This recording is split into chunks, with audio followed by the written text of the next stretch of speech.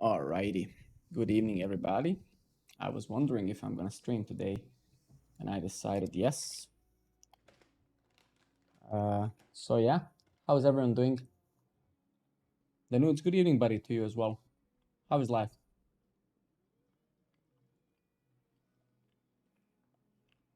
Here he is.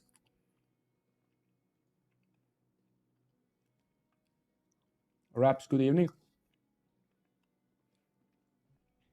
Yeah, I want to do a bit of a progressive web app today. Continue with that, and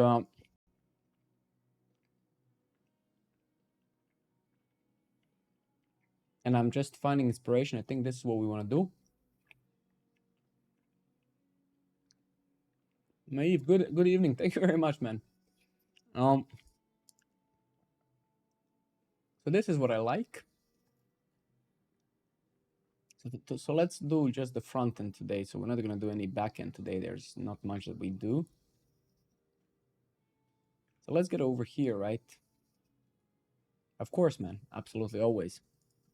So what I want to do today is for those of you who haven't been here last night, we're gonna deploy this app to Android store and iOS. Yeah. I have some problems at work, but life is. You're gonna always have, man, problems at work. Don't worry about it. That's integral part of life. All of us have problems at work time to time, right? And that is reality of the world. You know, you will go through that experience. You're gonna become more experienced, smarter. So each one of those experiences is great, right? So just go with it, right?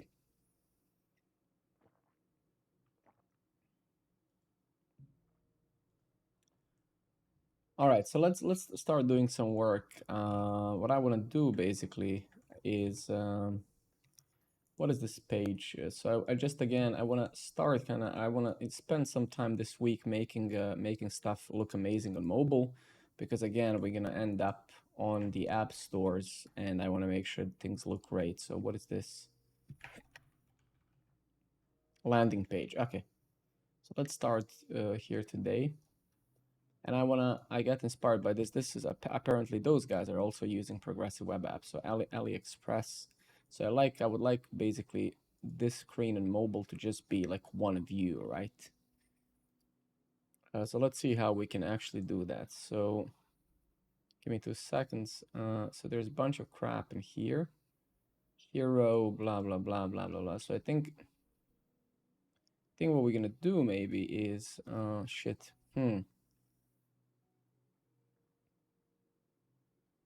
Okay, we'll see now, but let's start somewhere, right? Let's start this stream somewhere. So so for sure here we're gonna say hidden and then md block. So we want to hide that. But actually, drop the database, getting back to you in 1 second. And what I'm actually gonna do, I'm gonna rename this to landing desktop. Give me 1 second. I just need to basically figure out what I want to do here. So we have a landing thing here. And I think our mobile experience is going to be vastly, well, it's going to be different enough that it's maybe easier that we just create a different file. Let's see.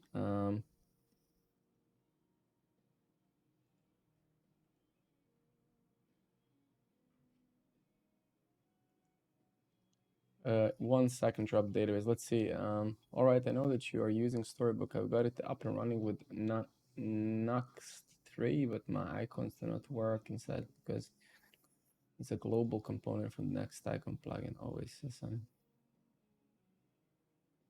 honestly, I mean, I would need to see some code. I don't know what the Nuxt3 is. I've never heard of that. Nuxt3, what is that? Ah, is that Vue.js like rendering, right? Server-side rendering. Ah, yeah, build your next Vue.js. Yeah, got it. I see. Give me 10 minutes and then we take a look at that. I'll help you fix it. I just need, my brain is now with this. I can't, so give me a few minutes. Give me a few minutes and then we do it. So actually I want to end up with something like this. Yeah, absolutely. But let's do that in a few minutes. I promise we do it. Just give me a moment now. So let's adjust this so it looks like an actual mobile app. So we need to kind of, awesome. Thank you. Beautiful. Okay, so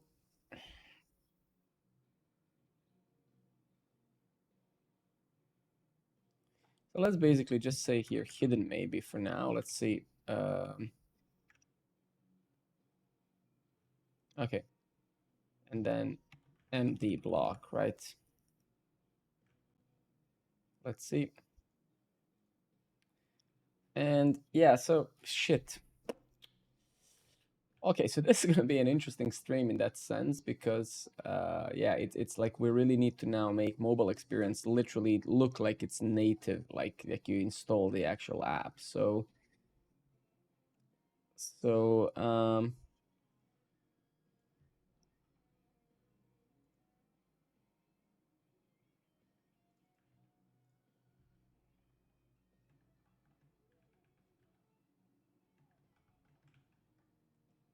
let's do that as well, right?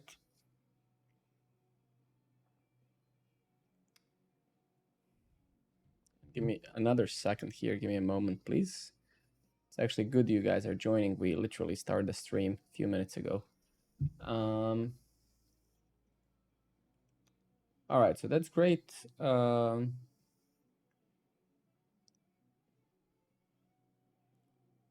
That's great. So now we want to basically do the mobile experience, right? And let's do that somehow right now.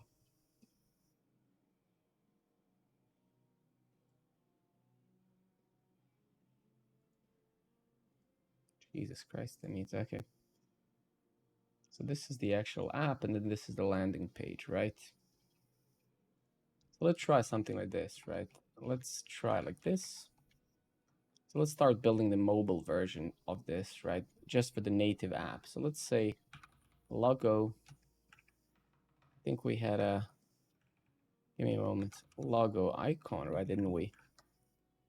And as I said, I want to make it look like this, like almost like this, right? I found that inspiration. So let's see what the fuck is happening. And then, yeah, this should be hidden, right? Yeah, and then it should be MD block.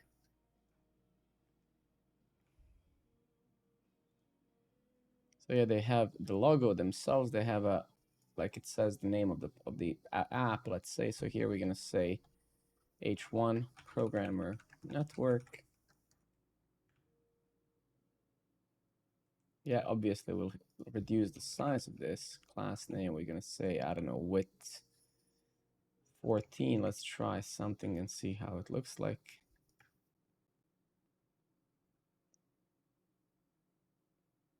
All right, so that's actually good. So let's say 24 instead.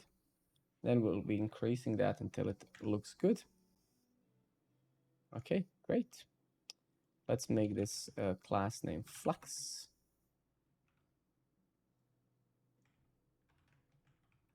Let's say justify center, item center. Let's actually zoom this in.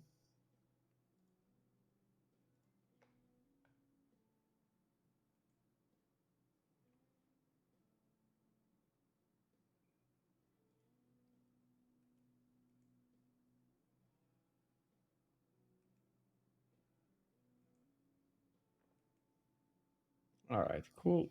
And then what's happening with this fella, class with 24? Let's see the computed stuff here. Okay, sure.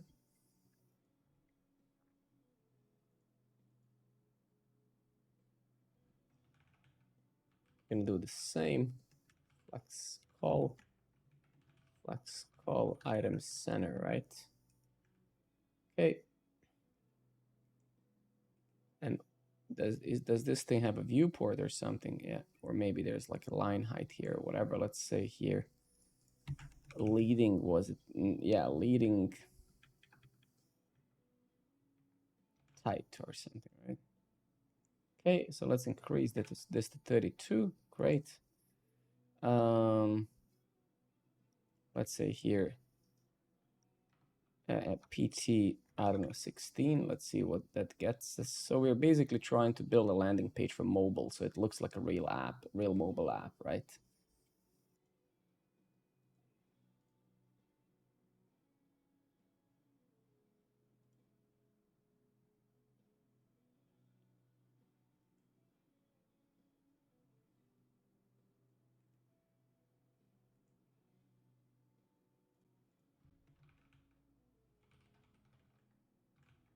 Mhm. Okay, let me actually try this. Yep. And then essentially what we could do is we can say roadmap, social, features, the focus tabs, active tab. Let's see what do we have here. Dev focus. Where's the actual tabs here? Tabs. Okay, so yeah, so this is definitely something we need there as well. So let's grab this and see how it looks here. Okay, great. Let's also say flex call over here. Beautiful. And now we'll need to kind of,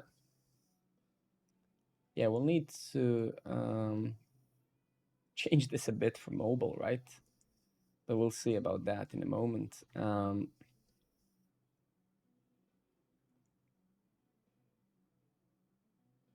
So we have the tabs, right? Yes. Mm-hmm. Okay.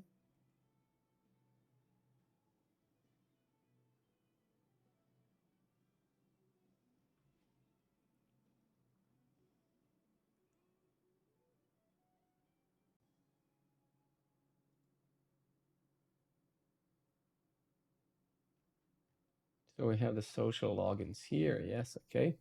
Let's just see how we will actually have to adjust this so it fits kind of this new mobile kind of experience, right? So I wonder if I should just get rid of the username and password or just, so we definitely need to, yeah, interesting.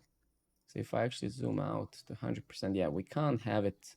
We won't need it to fit on a single screen, right? So that is the idea, right? So also, let's kind of get back here and let's say here, maybe, thank you everybody for the follows. Thank you very much. Appreciate it. Drav, good evening, buddy, to you as well. Good, man. Just gonna do, so this week we're gonna make sure that we end up on Android Store and Apple Store, and then now we need to adjust this experience for Progressive Web App to look really good, to almost look like a native experience. Okay. Mm,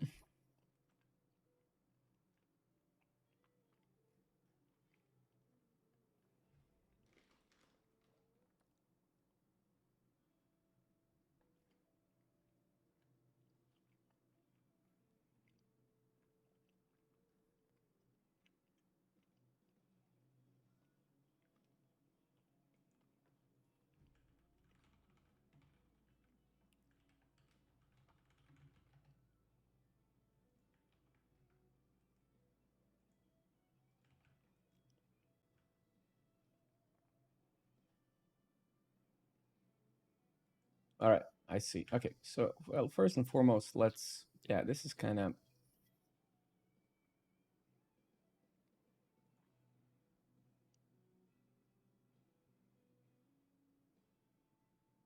yeah, give me 1 second. Yeah, that's kind of,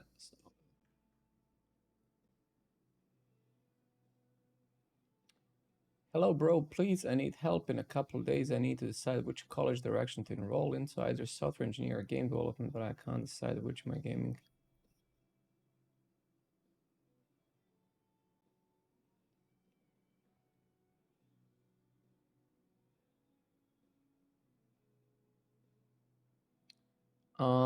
Interesting.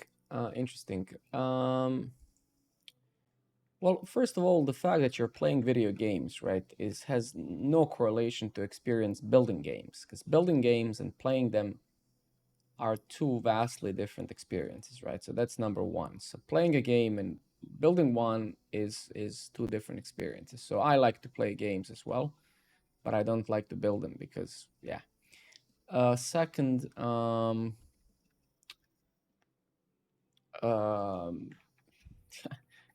because you never really tried programming, it's very difficult to know if you should even enroll in a programming course at all, right? Because you just said you never really tried it, so it doesn't really matter. All programming is almost the same, right? At the end of the day, it's just programming, right? So I actually advise you to first try programming a bit, try to sit and do something and see if that's what you want to do in your life, right? Because no matter what you choose, if you don't like it, it's going to be a very, very uh, tough, tough thing to deal with, right? But if you want to obviously have a safer career, then yeah, becoming a software engineer is probably safer because being a game developer is tough. Game projects get canceled, they get their funding pulled and stuff like that, right? Uh, so for sure, if you want some sort of safety, right, then certainly becoming some sort of software engineer and not a game developer is most likely safer, right?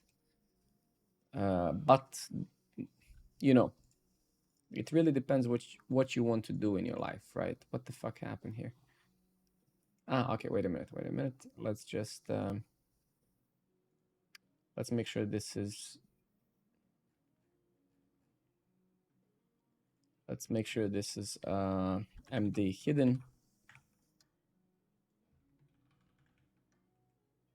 right? Exactly. Okay.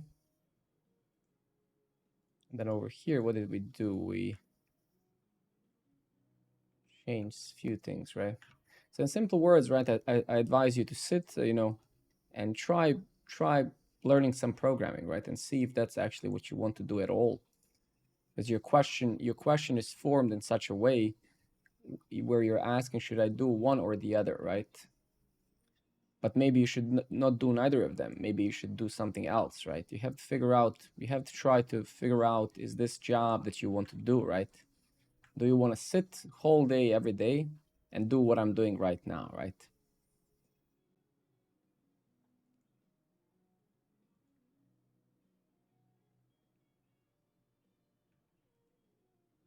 Yeah, we managed to publish it, yes, for sure. So that's why we're gonna focus this week making sure that mobile experience is amazing.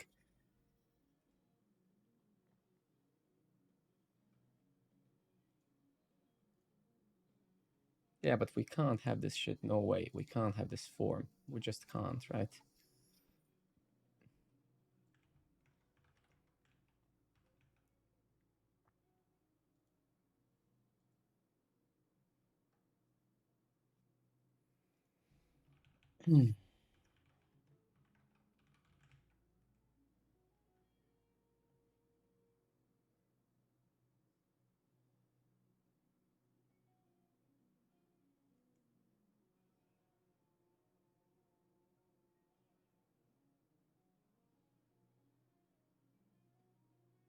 I'm not sure why all of you who are studying computer science or I mean, when I was learning programming and when I was a kid, I was actually really writing as stuff whole day every day, and then I was consulting documentation and official documentation of the tools. Like a lot of you who come to this stream, you instantly default to some YouTube video or some Udemy. You're not going to learn programming that way, right? You don't learn programming by mimicking someone else do things, right? You have to find the balance. You have to try to build things as much as you can on your own and then default to video when you need help, right? I think it's very dangerous and it leaves a very inaccurate representation of what you actually truly know when you finish a video course. Because just because you finished the video course, right? Just because you finished the video course doesn't mean that you know anything off of it, right? It's easy to mimic something, from someone else's notes or look at the code in the video and then do that yourself. But if you truly want to learn, you have to build things, right? You have to sit and build software, right? A lot of you just it seems to me just default to some YouTube video or something. That's not going to make you a programmer, right? You have to struggle, you have to build things, you have to understand them. And I feel that a lot of people who watch those videos, they don't really, right? Well, I mean, where you get the information from is irrelevant, and I agree with you. I mean, I love video more as well. Uh, but it's like you have to be honest with yourself and make sure that when you're watching that video that you're actually understanding what's happening, right? Not just replicating what someone else is doing, right? Because you might finish something and then you're like, okay, I'm done, but you're done with what? Like, those courses are not meant to be finished. It's like a book. The IT book is never meant to be finished. It's the source of truth forever, right? So in a way, like, sure, I mean, watch a course, right? It doesn't matter where it is, right? But make sure that you truly understand what's happening, that you're learning from it, right? Not that you're just watching it and then leaving without having a single clue what's actually happening, right?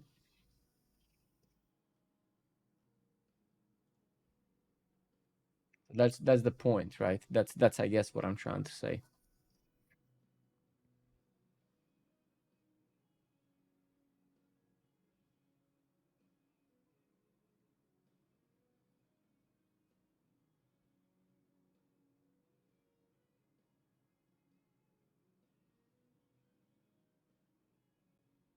I mean, don't look, let me tell you one thing, right? I guess you're very young as well, so I guess I can give myself the right to preach stuff to you a bit, right?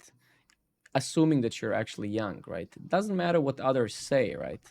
I think it's very important in life that you choose something that you make a balanced decision. Of course, like when somebody says I want to be a painter, I would probably tell them not to be a painter, right? Because they're gonna struggle at least financially, but maybe emotionally they're gonna be happy. So I mean, you have to choose for yourself what it is that you want to do in your life, right? Because maybe you're privileged, maybe you're gonna have many chances to change what you want to do. Yeah, so you're very, very young, right? So you're now at the stage where you have to, well, okay, like right now it's very hard for you to make any decisions because you're still incredibly young and you still kind of don't know maybe what exactly is what that you want to do, right? So, then, software engineering is probably safer path to go, and then you're gonna see how it goes, right?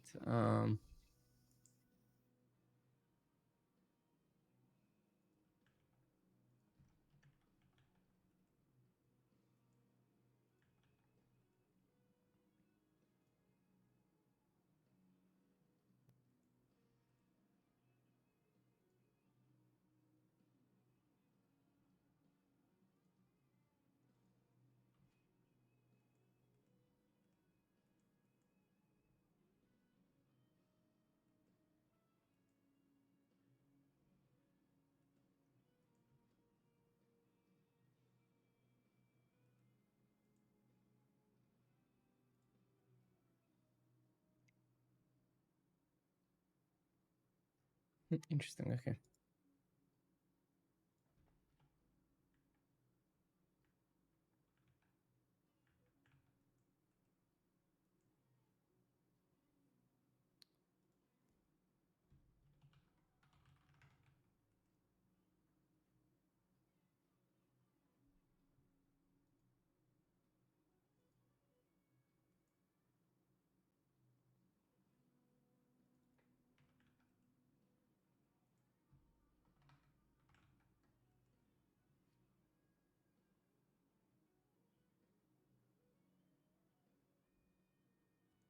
Well, you don't know that, right?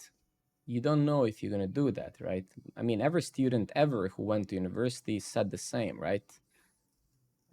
So again, just make sure that you're choosing what is it that you, I mean, have you ever had any passions in life, right? You're 18 years old, so have you ever, have you ever really developed what is it that you like to do in life? Do you like to play music? Do you like to play sports? Do you like geography, history? Do you like computers, right? So this is fundamental question. It's like this is not about money, right? It's about like, do you have any passions in life, right? That is the question, right? This is how most people decide what they want to do in life. They have something that they like, that they are,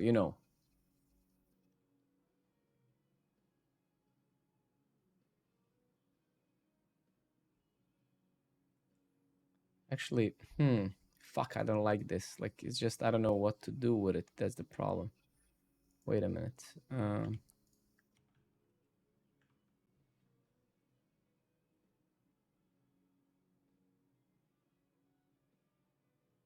Yeah, so we'll need to decrease that for sure on mobile.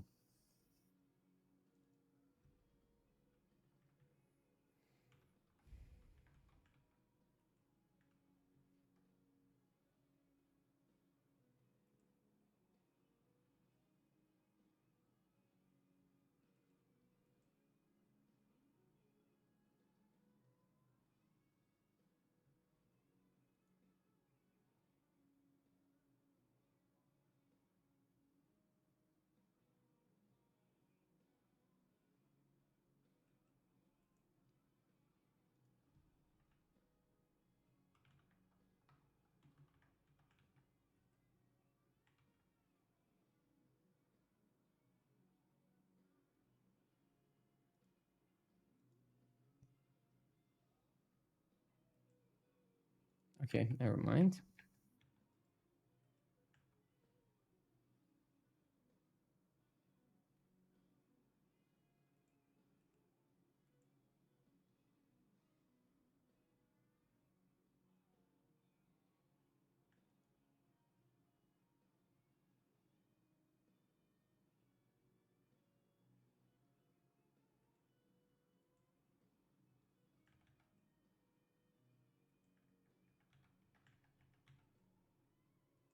Yeah, that's good.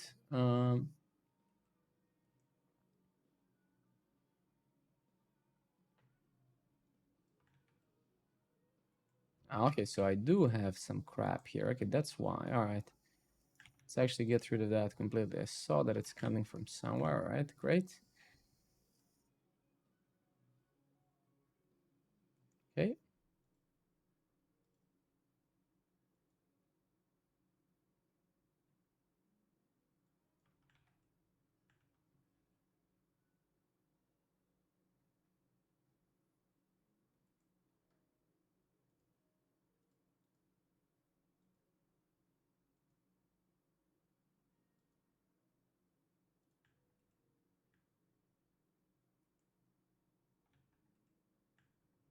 All right, and now we need to kind of figure out how to smack this to fit a single page, right? So if we go to landing here again, PT. So we need to, the goal is that basically this doesn't actually have a scroll or anything. We want it to make sure, that it kind of looks native, right? And also this is kind of super strange.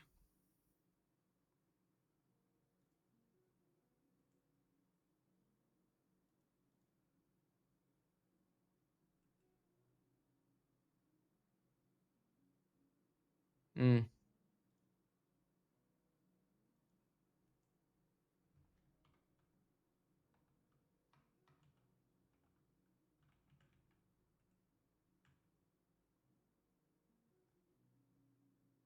Yeah, there's a fucking viewport in there. Yeah, that's why. Okay. All right, cool.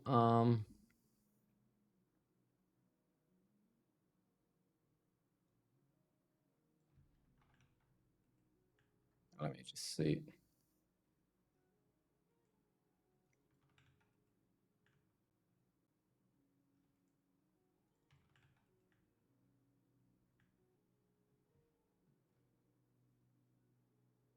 All right, cool. Hopefully we can make it fit a single screen. And let's see what is all of this huge padding. I think there's like a massive padding around this crap, most likely.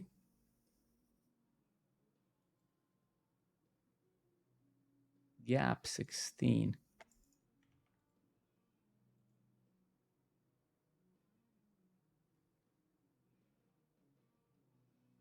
Yeah, so how come that this is...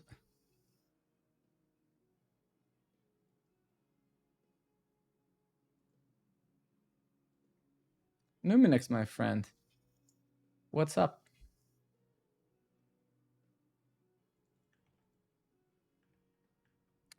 We kind of pushed stuff to Android store yesterday, so I want to spend a bit of this week just fiddling with making the mobile experience kind of.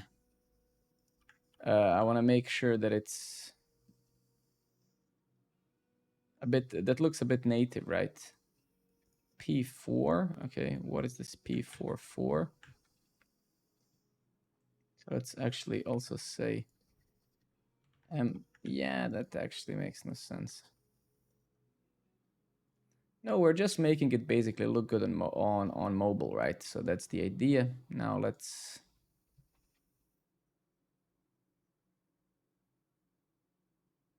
got it. In that case, go software engineering, yes, and then see where it takes you, right? It is not easy to make perfect decisions when you're young, right? So I feel you there, right?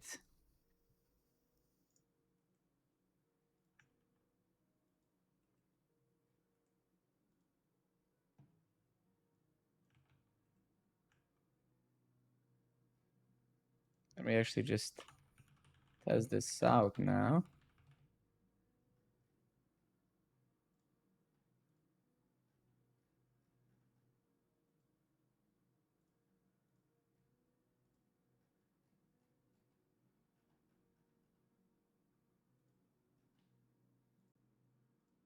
Okay, great.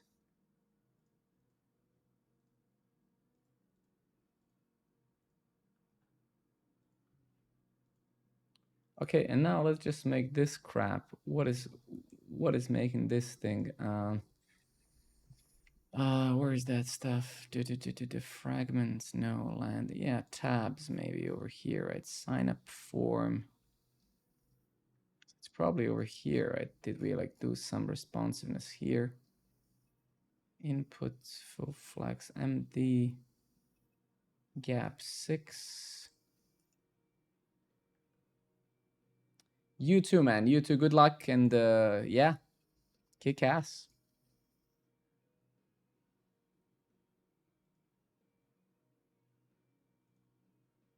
Kick ass.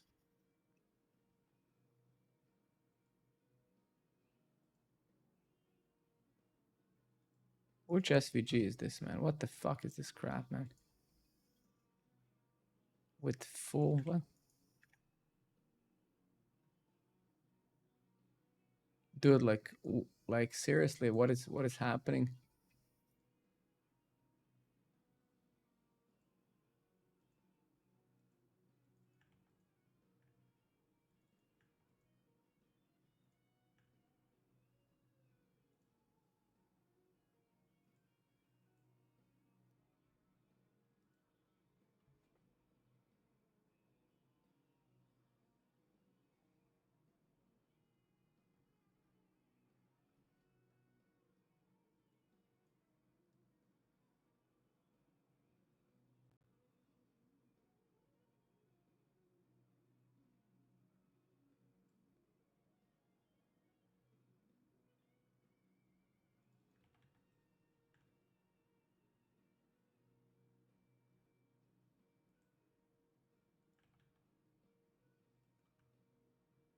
Yeah, let's take a look at that.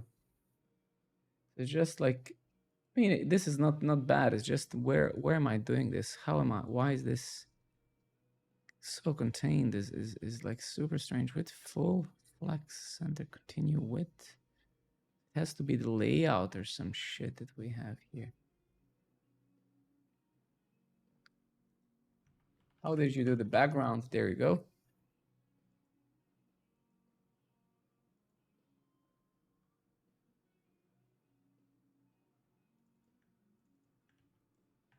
My pleasure, man.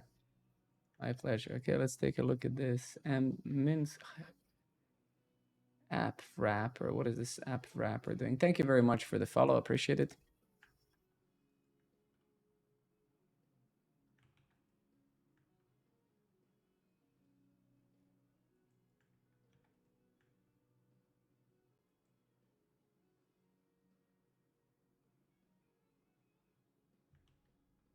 Okay, let's actually see what's happening here. Blah, blah, blah. Text. Yes, yes, sure. Landing. Yeah. landing view. Let's go there.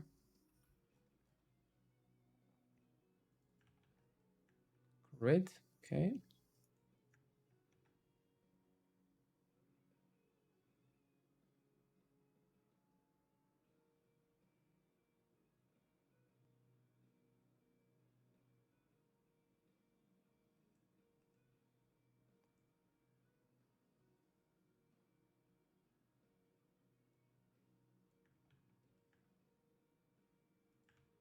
Ah, okay, I see.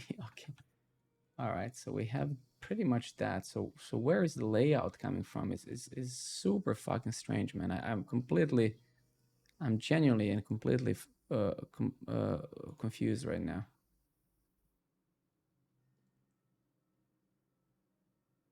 No, I don't think so. No, this is just that's just on that is just on no, it isn't. That's just on medium screen, right? We're in mobile. We're just doing mobile now, right? So this thing here, this is all the markup we have on mobile right now. So it has to be something.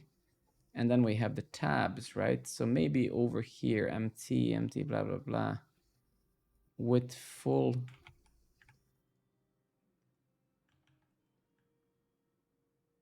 So strange, man. What the hell? Like, I've never seen this before. Literally, I swear. Super fucking strange, man.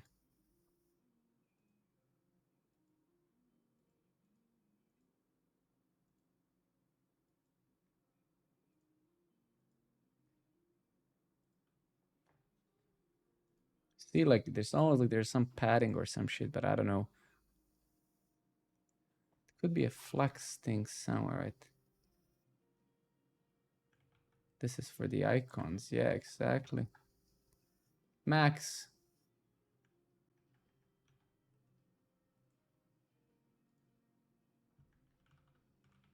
No, I don't think so. No. That's maybe the centering part, sure, but that's not the problem, right? That's not what I do not want this to happen anyway, right? Grid.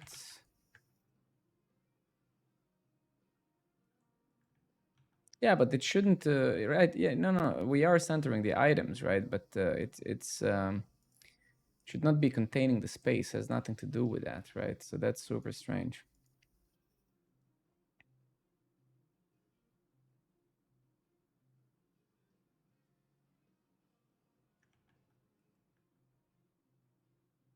Oh, do we have the call span 3? Then it has to be that. Where is it?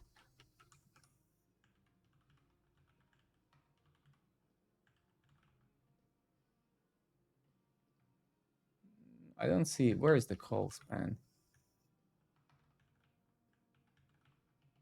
Where did you see call span 3?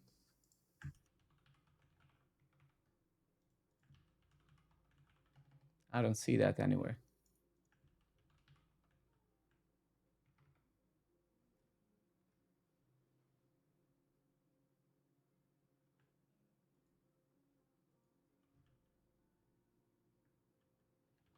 Yeah, I don't see that anywhere here. No, we can.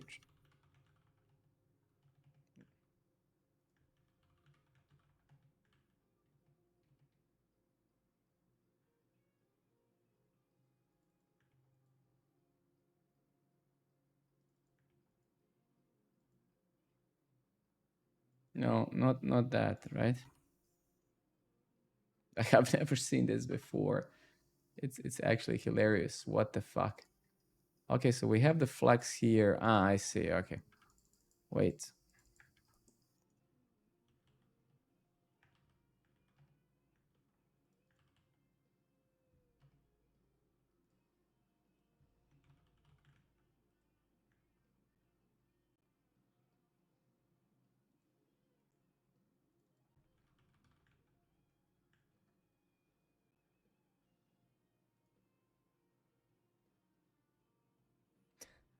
It's almost like someone is trolling me. I genuinely like I'm not kidding. What the fuck? So it is some grid issue, right? For sure. Like the fuck, man. This must be some sort of a joke, man. Like.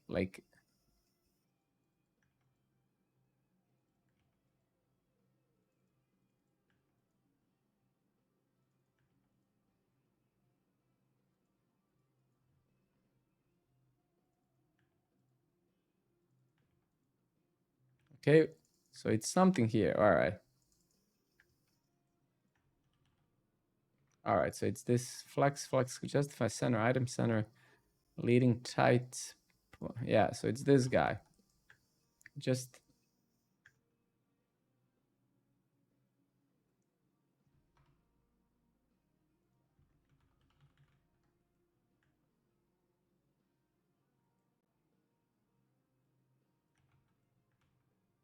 thank you for the follow, guys. Appreciate it very much.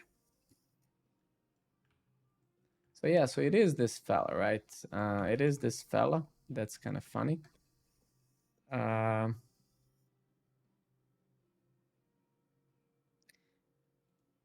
There's actually no course, but I actually haven't really. So this week we're gonna fully focus on mobile experience, right? So that's a good point. Honestly, I don't think that creation of courses and stuff is going to be available on mobile anyway, right? Because it would be very hard to build that UI, and I don't think that anyone is going to be creating a full-fledged course on mobile, right?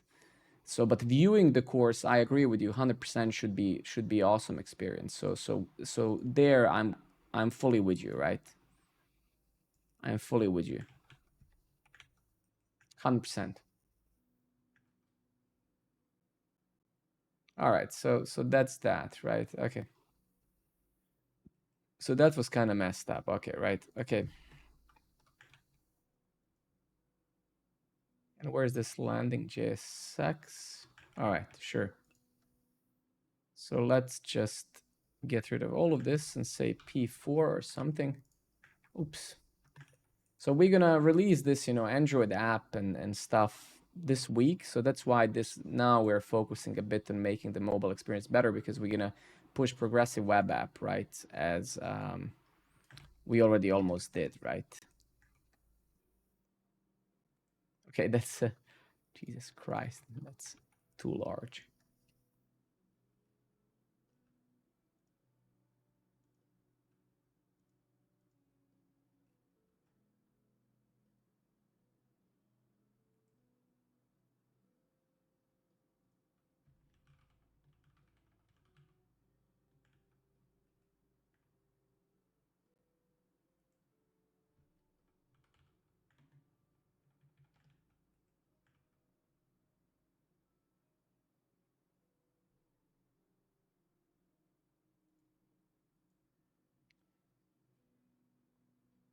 Am I blind, or is this thing a bit off? Yeah, I don't think this is centered at all, actually. And why does this have width screen? And also, why does this have width screen? Yeah, this icon is 100 fucking percent off, right?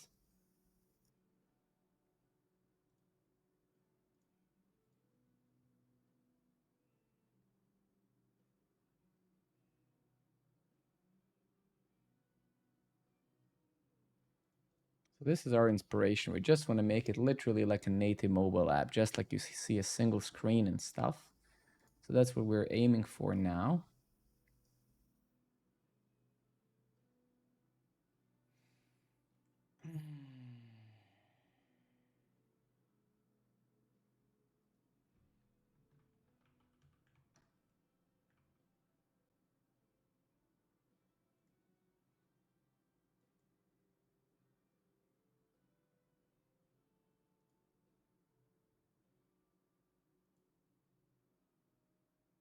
No, this is not centered. I don't think. I don't know, man. It's just killing my eyes. This is not centered. No chance. At least to me, it doesn't look centered. I don't know.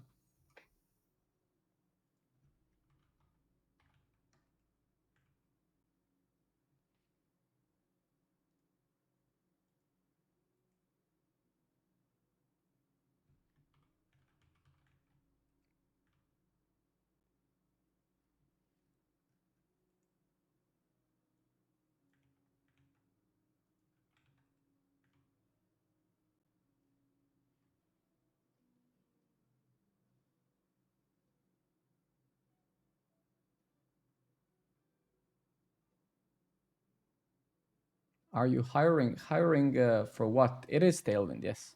Hiring for what?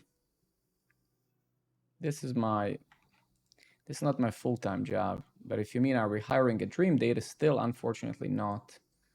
We're not hiring anymore, no. We hired a bunch of people recently and now we are good for some time.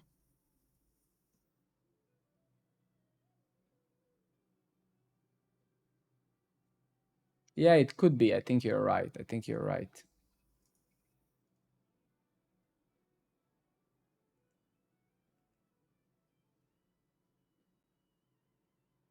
Of course, man, absolutely. I mean, thank you for asking. Thank you for asking. We were hiring a couple of months ago and I shared the things here in this stream, right? And unfortunately, yeah, not anymore. Not anymore.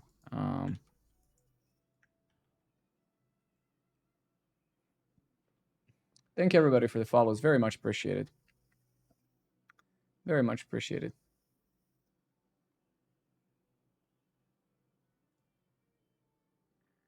Yeah, the only fucking thing I hate here is really the yeah is the viewport of this icon. I mean, it's so freaking huge, man. It's like it's annoying, right? I don't know. The view box is just messed up completely, right?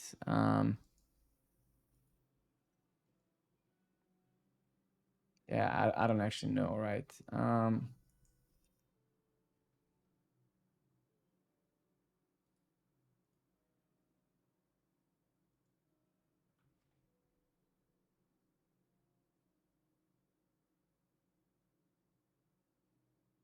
Can I ask? Well, I mean, I cannot tell you exactly, but I definitely make more than 100,000 euros a year. But that's nothing really to do with Dream Data. That's just my role, right? So I would probably make 120, 130,000 a year. Here in Europe, that's a lot, right? So keep in mind, this is not Silicon Valley, right?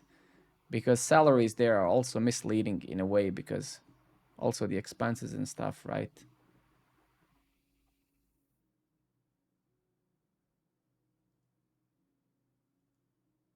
And this money is, of course, brutto salary, right? Then I pay like 40% tax and etc., etc., etc. So again, meaningless numbers, right? And the reason why number is meaningless because salary, I mean, salary is always correlated and regulated based on where you live, right? So you can say, oh my God, that's a lot of money. It isn't. Because I live in cities, it's central Copenhagen. My rent is 2,200 euros, right? So it always kind of is always the same shit, right? So it's just a number that means nothing without the context, right?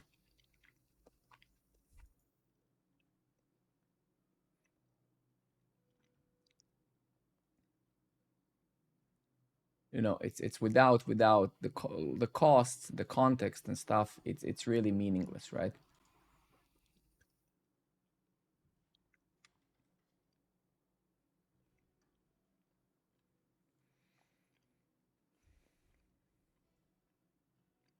Yeah.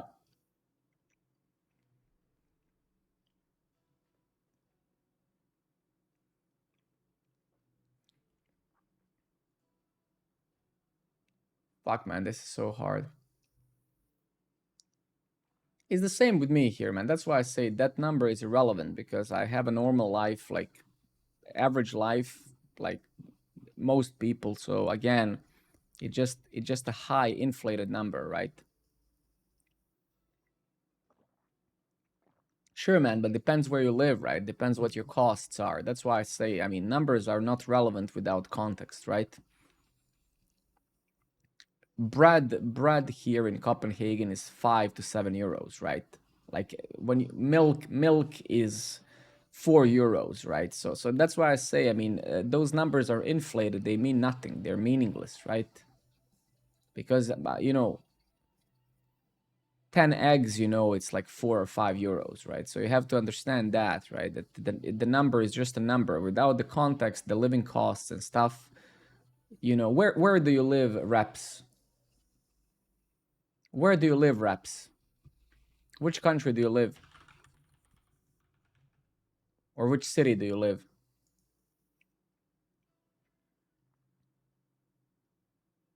I live in Ireland. Where in Ireland?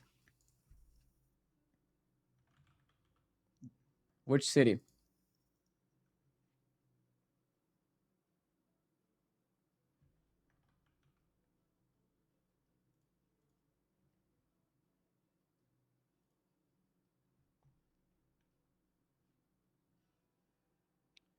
Rent prices in Kildare are 70% lower. Restaurant prices are 41.2% lower. Groceries are 17% lower.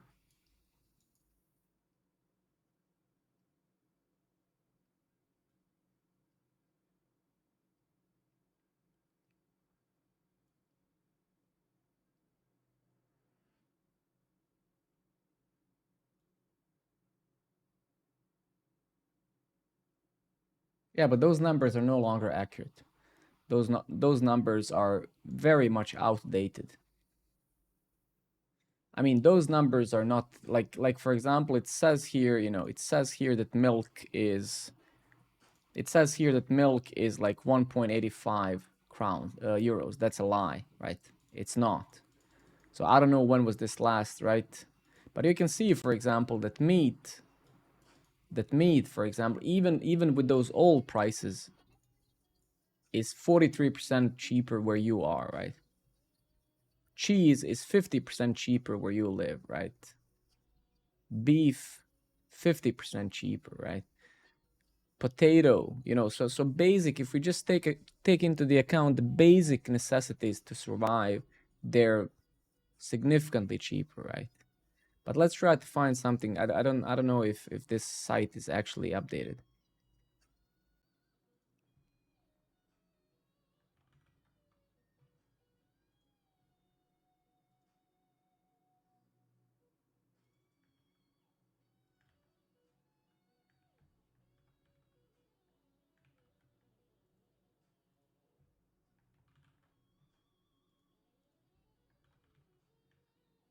Yeah, I can't. Let's try Dublin.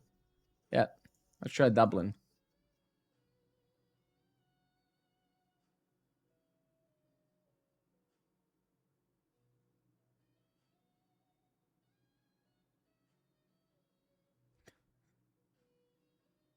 Well, Dublin seems to be even more expensive than Copenhagen. I don't know.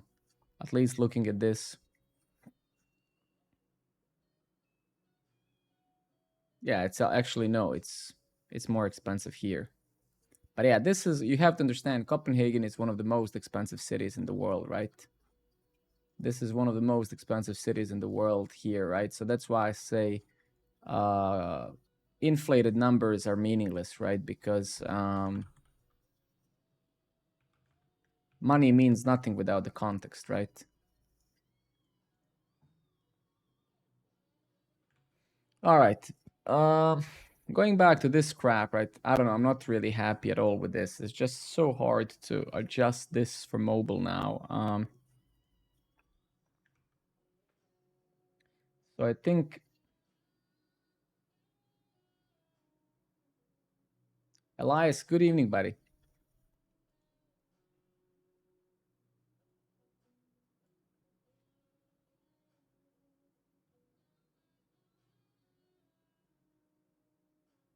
You get to choose where you live with the higher pay. Cities are no longer out of budget. Not really. I mean, you don't choose, right? Like, it's of course. I mean, everybody has a choice. That I agree with. But you don't just work in Copenhagen and live 300 kilometers away, right? You don't travel 300 kilometers away to work, right? And stuff like that. So no, not really, right?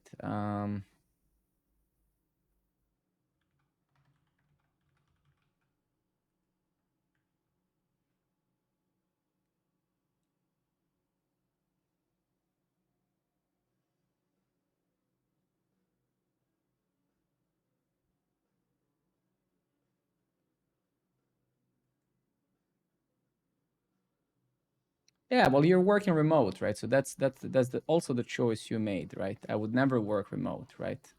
I want to be with people. I want to, right? I mean, I do work remote time to time whenever I want, but in general, that's something I don't want to do, right? So that's the difference, right? Of course, I could work remote. I worked remote for 5.5 years and I died inside, right? This was very long ago, right? And I would never do that because it's simply long term not healthy for you, right? Especially if you're a junior developer or whatever, or junior professional, right? Uh, I would never suggest a junior professional of any kind to work remotely, right? Because learning skills isn't just learning the core skills. You need to learn how to listen, how to talk, how to work in a team, etc. Many other things, right? You need to learn how to. I think I would honestly say that the same things matter to both of us. I have a kid, a wife, I have a real life that I live every day, right? Yeah, yeah, but I have, I knew the main reason why I said now what I just said is because there's a huge kind of lie and there's a huge misconception online, especially coming from the people who constantly they don't just defend the remote work because I agree with you, nothing should be defended. The biggest problem with people who especially recently started working remotely is that now they are telling everybody else how they should work remotely, but also how you cannot have life if you don't work remotely. I think that's the literally the biggest plain lie possible. All of us have kids, they go to kindergarten, we pick them up when they're done. Please don't misunderstand me. I'm not saying in your case that what you're doing isn't right. More power to anybody who wants to do it. But I'm just saying this notion how suddenly only remote work grants you some sort of things is a complete fucking lie. It cannot be more, like cannot be any more far from the truth. Of course, now if you're living 3 hours away from your work, because a lot of people also their comments. Yeah, yeah, sure. That's again, I get you, right? I fully get you. I'm not more power to you, right? I'm not. It's just like there's literally like a cult today. When you go to LinkedIn, those people who decided to be fully remote, they literally are now like almost pushing that in everyone's faces. It's like, oh my God, I cannot even imagine that someone can work from the office. It's like, man, yeah. Someone asked something. Is the arrow box image a GIF? Yeah, this is a GIF. Yes, exactly.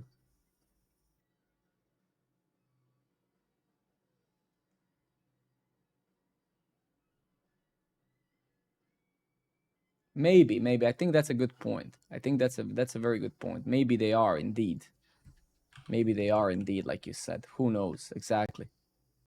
But either way, I've spent a lot of time in my career, almost 6 years working remotely, and full time. And I definitely love remote work, but I could never work remotely full time again, because on a long run over those 5.5 years, it really affected me in a really bad way because I missed the colleagues, I missed being with people, I missed all sorts of things, right? And it was just like, yeah, I don't know.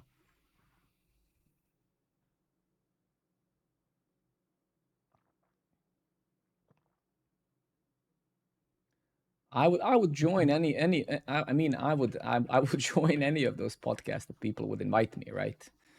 Because I always say what I think is true and what I think is right. I don't have any agenda. I don't give a shit, man. I just say I truly want to share my experience with people. That's why I stream, right? And I have no I gain nothing out of saying literally anything. Like nothing that I say benefits me or works against me, right? So that is the beauty of just being able to say whatever I want, right? I don't do this for a living. This stream is not like something I have anything from except fun. So that's why it's good, right? Because I don't have to be liked by everybody. I don't give a shit, right? Those who don't like me, they can leave and not come again, and that's it, right? I mean, it's a very natural stream, right? I'm not gonna gain any sympathies by saying what people wanna.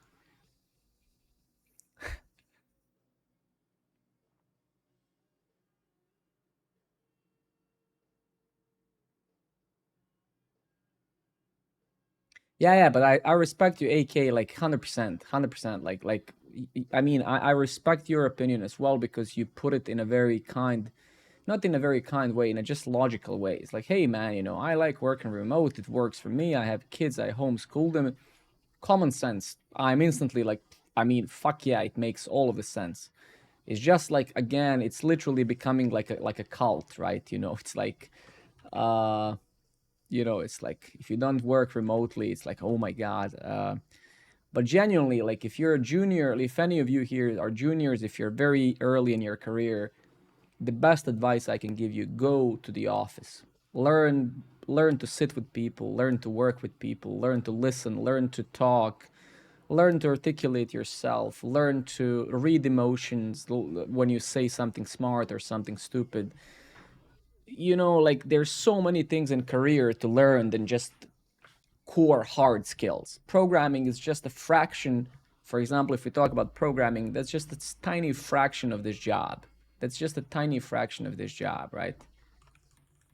I'm just listening to drop the databases, or who suggested the Numinix.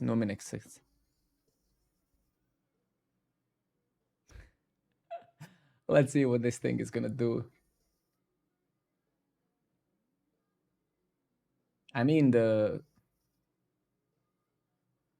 I mean yeah. I'm not gonna get into that, yes, but I agree. I agree with reps and with the AK as well.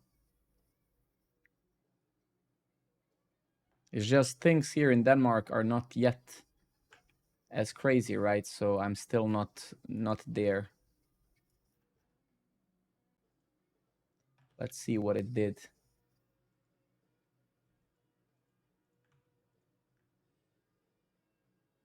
Yeah, I'm in Denmark. Yeah, in Copenhagen. Yes, right here by the beach. Not native one, but I've been in Scandinavia for 12 years almost in total. So 1/3 of my life, pretty much. Yeah.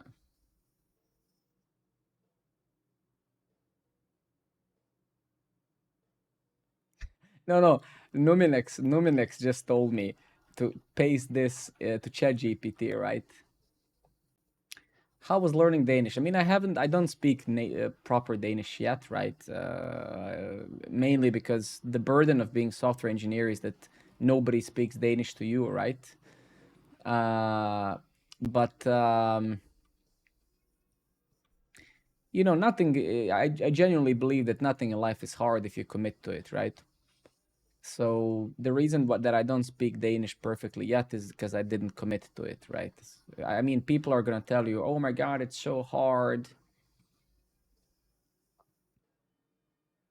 I'm never saying that. I tried to learn it Panosa, but I failed so many times. Failed so many times.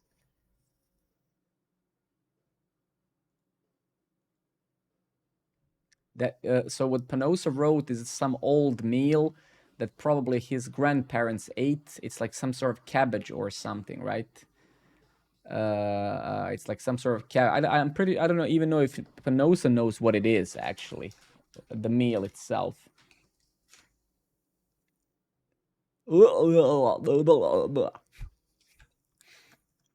Danish in a nutshell.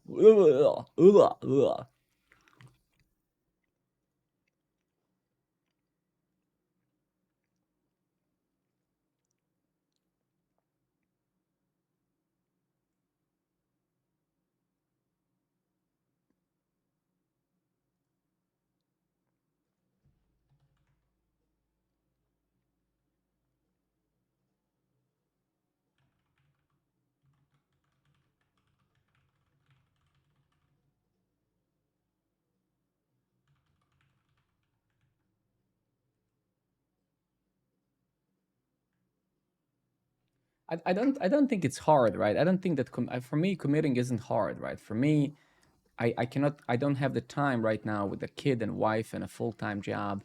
It's just a matter of priorities, right?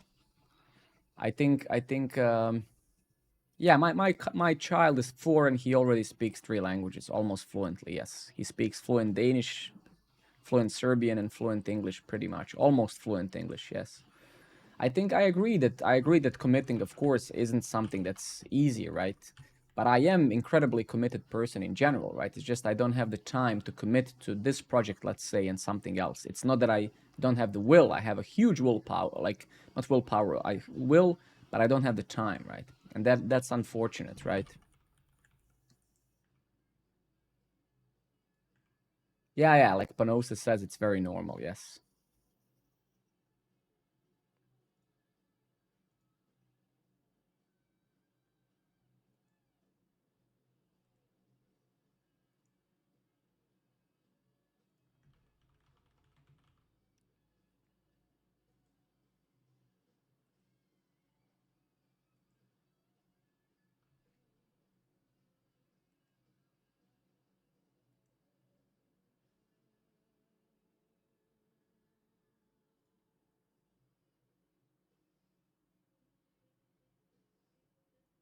What is this? So hard to make sense of. Okay.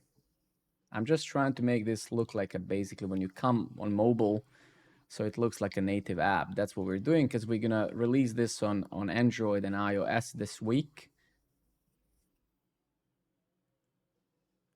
Continue with, where the hell is this crap? Okay. Continue with, okay. MDP top 8. I see. Okay. Mm-hmm.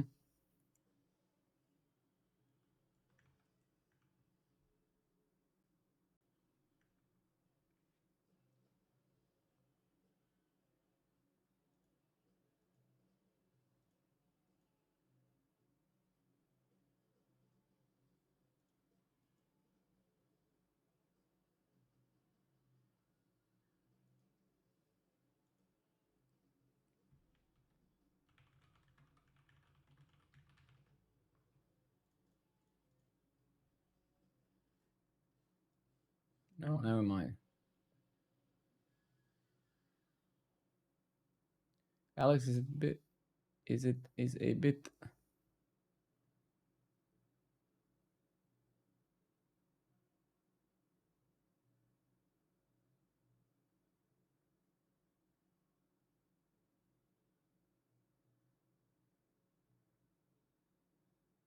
I'm not sure what you mean, Panosa. You mean should I put back the login inputs? Is that what you mean?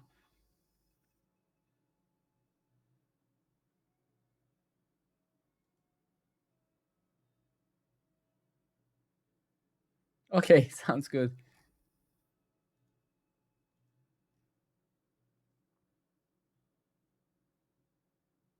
Yeah, just we just need to spend a few sessions this week and adjust this. And I think I broke this now a bit, but we're gonna fix that. Just we so to adjust this. So yeah, we'll need to fix that stuff now. But yeah, but let me see what Panosa has to say. So yeah, we just need to make this look good on mobile, and let's continue with kind of success as well.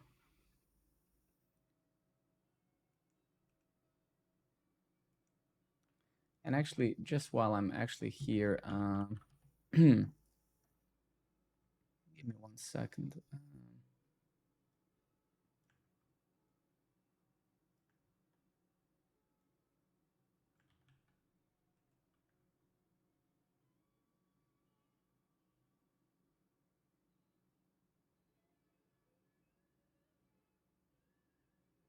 Have you tried getting programming socks? No, no, I mean, yeah, yeah, for sure. I mean, it's just again, so maybe I shouldn't have done this in a stream, right? Because this is something I generally sit alone. This is very difficult process, right? You need to sit and you need to play until things make sense, right? I mean, I don't have a designer, and maybe I should do this in Figma, whatever. But either way, right? I know what Panosa is not wrong, right? It's clearly it's just it's right so we're probably gonna end there anyway, right? Where we do have the inputs and stuff. It's just you know, for me getting the right design is way harder than writing code. You know, if one of you were designers and they just gave me mockups, I would this would be done in 5 minutes, right? But the design process is incredibly hard, right? Because you have to not just make things look nice, but they have to make sense, right? So that's why, you know, it's difficult until I try and see some stuff with my own eyes.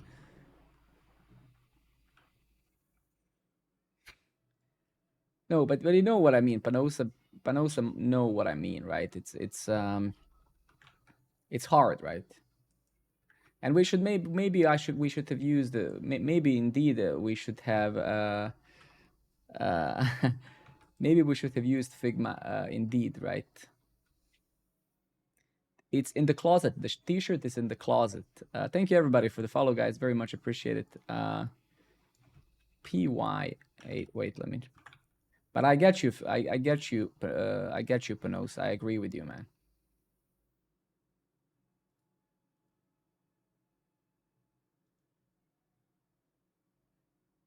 The problem is this is not gonna fit here, I think. So I think we're almost kind of doneish with this. I mean, I think it's okay. I think it's starting to look fine, right? I think I just want, you know, when we push this to Play Stores, you know, I wanted to. Good evening, everybody. Hello to you as well. How do you host your website? Do you buy a server from Hetzner?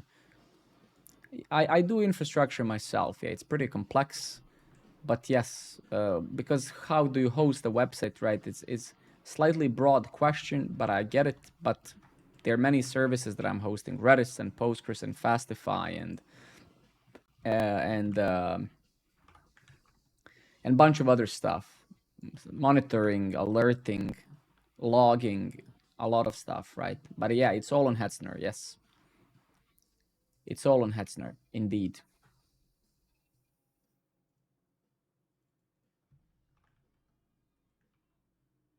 I think in one of my previous VODs, you could find I explained the entire infrastructure of Programmer Network, right?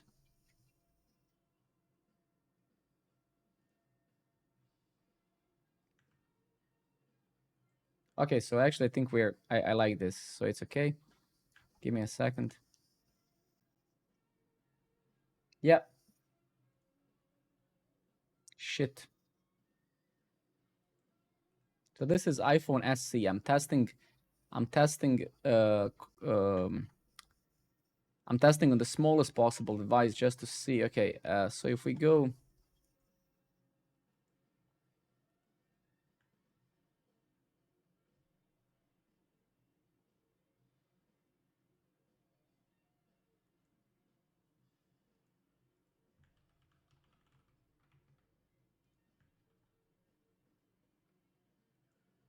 I can't Panosa because it's a viewport of this shitty fucking thing that's I mean I could do it, I could just use relative positioning, right? It's just the logo has a, you know,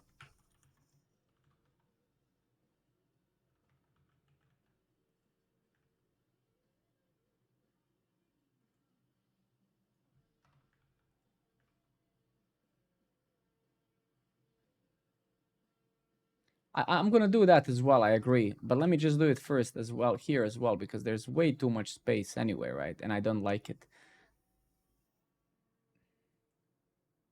I'm actually even thinking to remove this continue with. What do you think? What do you think if we just nuke this thing? Is it unclear if we just nuke it? Obviously, and yeah, do some padding margin or whatever.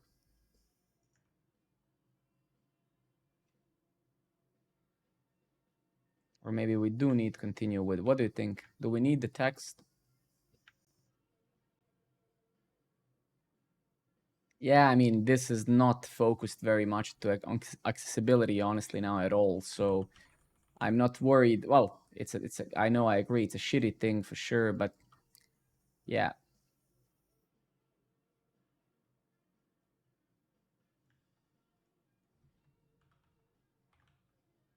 That's a different problem that I can't solve. I don't have the time for that, unfortunately. I know it sucks, and I have all the empathy in the world, but I can't do 500 things, right?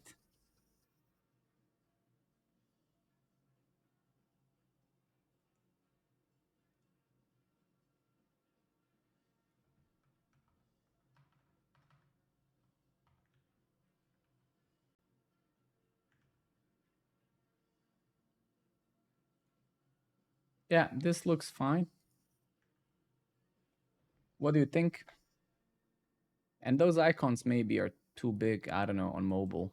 Maybe they should be a bit smaller as well. Well, that's the API. Give me a second. So if we go over here, right? Maybe we should decrease them even more. I'm not sure. What do you mean? What do you mean? What protocol I'm going to use?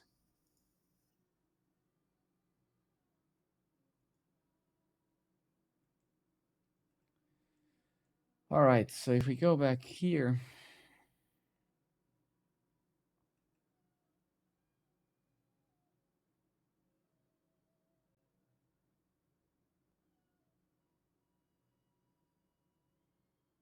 I don't know what Mastodon Activity Pub is, honestly. The platform is already live. You can go sign up and check it out. I don't know. I don't use Facebook products. I don't have Facebook. I don't have Instagram. I don't know what threads are, so I know very little of that. And I can't give a shit about Meta and Facebook. Like, I would ban those platforms out of existence, to be very honest. So just my 2 cents.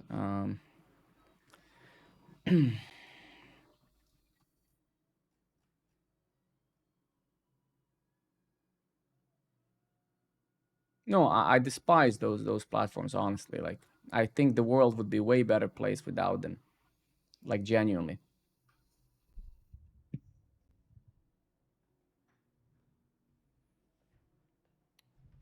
Those platforms are something that you should remove if you have them.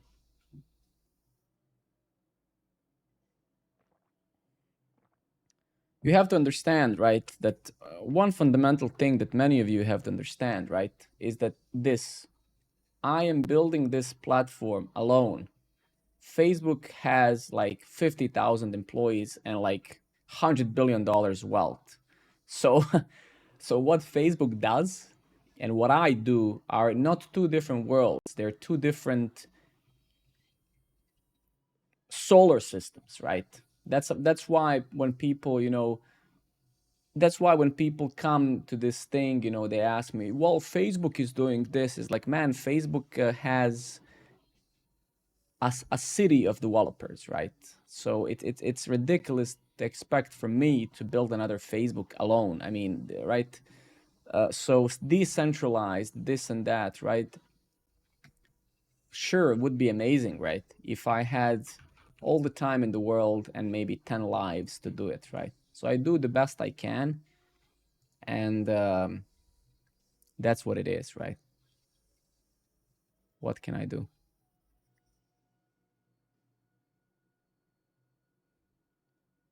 But genuinely, like, if you're using Facebook, you shouldn't.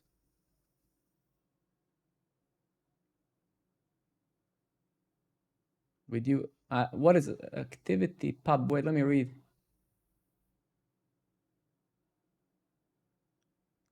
I mean, the thing is, you have to be very careful, right, when you say things that something is hot right now, right? An average user out there, an average iPhone user, an average user who waits for the iPhone when they come out, those people who stand in those rows, they barely know what RAM and CPU are and megapixel, right? Let alone knowing what a federated approaches are, right? So saying that something is hot, sure, maybe it's hot amongst the group of 37 individuals on the planet, right?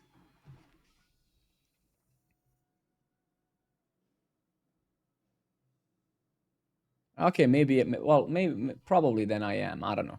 Maybe I don't understand myself. Fuck it.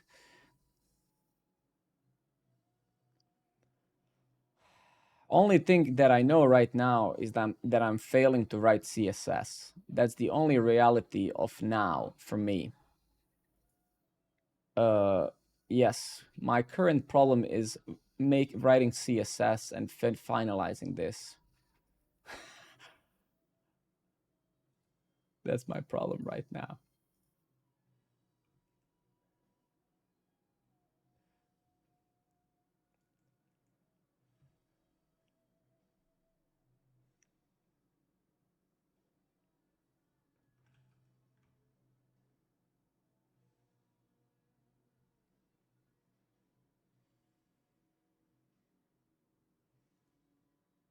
Okay, we'll need to. But just to let you know, I'm not the type of a guy who knows hot things, right? Simply because I don't give a shit, honestly, right? So you probably what you're saying is very smart and very good, but I'm actually way past in my career new things, latest things. I literally don't care, man. I literally don't care. That's the problem, right? Uh, I stopped following hot, cool things long ago. I literally don't care anymore.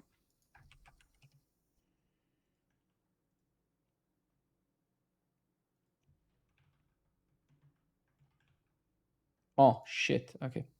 Ah, I see. I see. I see. All right. Cool.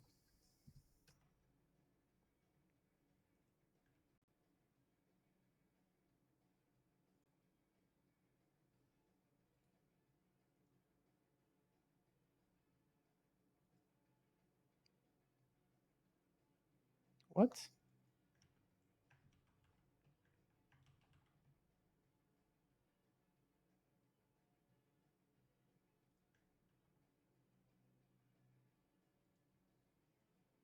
I see. Okay.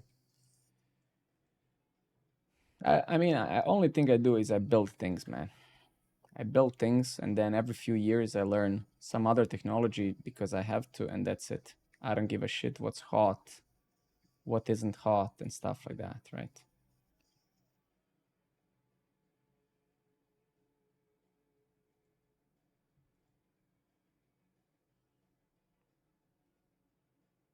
There's something wrong here that's not good.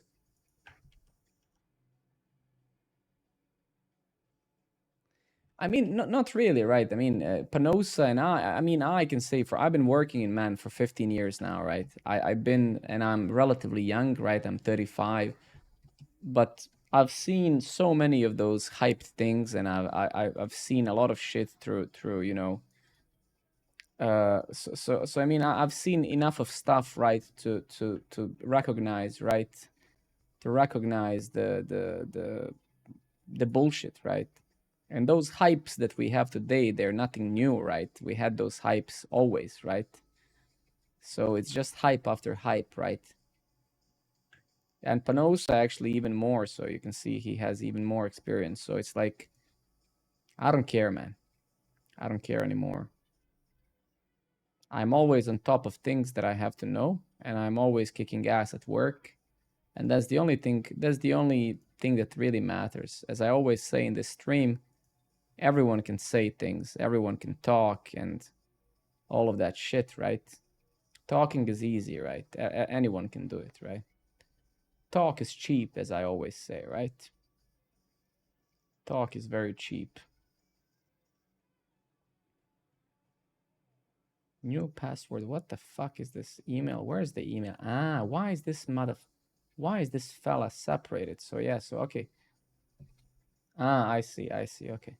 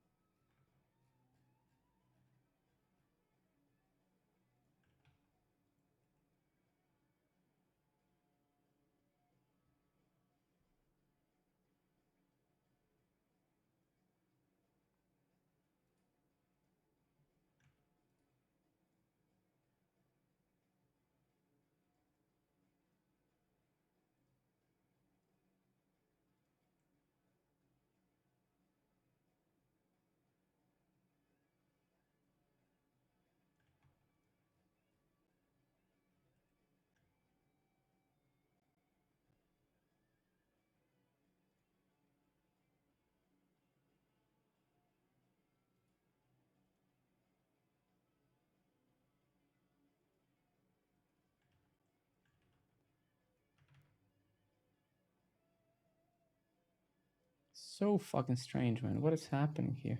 Ah, what? Why? What?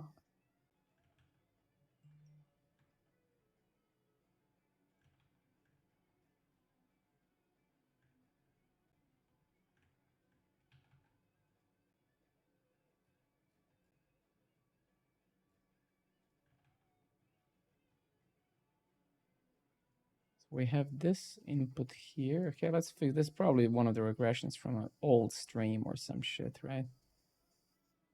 Then we have this input here. Let's just put this fella in a div as well.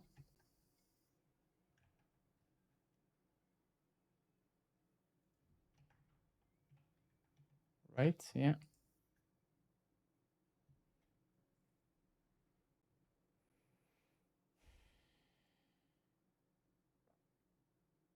Okay, that seems now like okay, almost gap 4.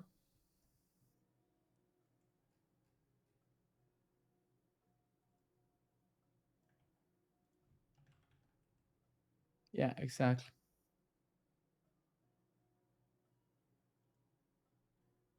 Shit.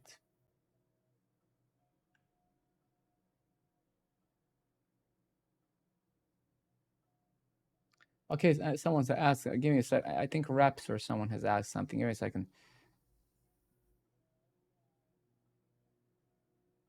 So if you're asking about system design, right? I think system design is super useful, right? You should actually use byte.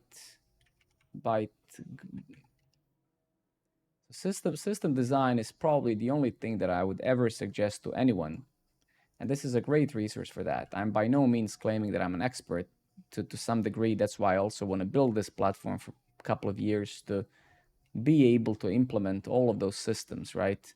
This is probably the best resource on the whole internet when it comes to system design. And this guy wrote the top 2 most sold system design books right now on the planet, right? So it's this one, System Design Interview. So the author of this book runs this Byte Go, and he also his newsletter is the most popular development newsletter, right? So if you want to learn system design, this is the best resource on the internet, right? And I think Tvanosa is right. Like that's also my goal in the next couple of years to really become an expert in SQL at least, right? Because no matter what you do, right, your data model and data is the most fundamental to any app you're building, right? You can build any API, any UI, but without the proper data and data model and stuff, but this is amazing resource, right? And if I would ever pay for some resource, that would be this, and it's super cheap. This is like, I don't know.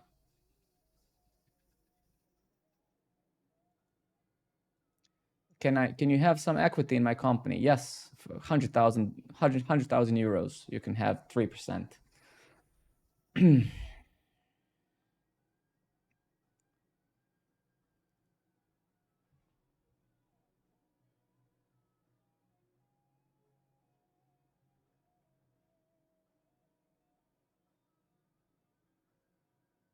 SQL is dying for approximately 40 years now, 30 years, right? SQL is dying every year. Yeah. SQL is dying since I know for myself, right?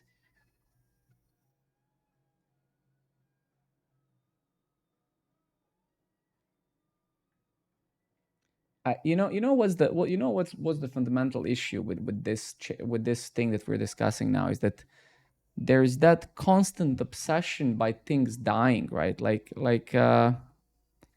It's like, and this is probably carried over by those content creators, right? Like it's like let's technically imagine that something is dying, right? Who gives a fuck, right? Like I don't know, where is this obsession of things dying? Where is that coming from? Okay, like things are dying. Okay, well, okay, so right. No. But that's exactly the thing, Bonosa. Okay, something is dying. All right. Okay. So what? Right. What now? Okay, it's dying. Okay. So what do you want? Do you want a pat on the shoulder? Oh, SQL is dying. All right. Does this make you feel better? Yeah, it is. It's dying. It's like I don't get this fucking pathetic, childish 6 years old fucking complaining all the time, man. JavaScript is a horrible language. All right, man. Don't fucking write it. Move on. Write something else. Easy, right? Just stop bitching like 3 years old, man.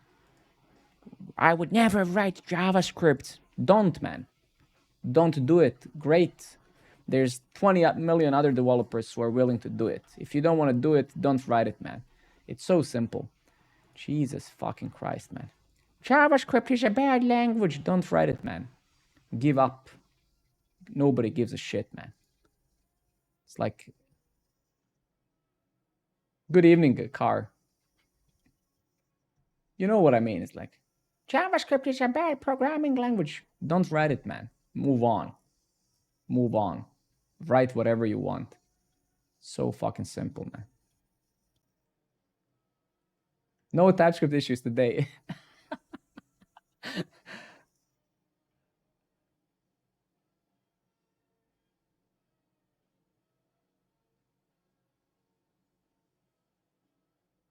People are just like little bitches, man. I'm just imagining, man.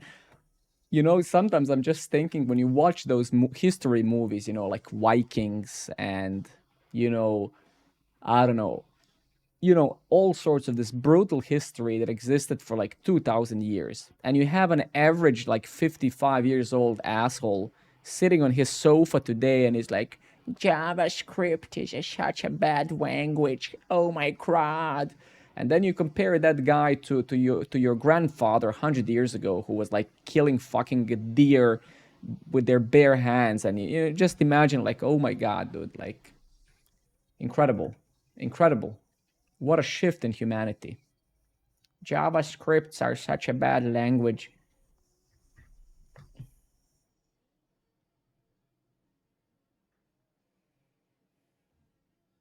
Okay, so I wonder, should I leave this now here or not? This icon is so freaking small. It's.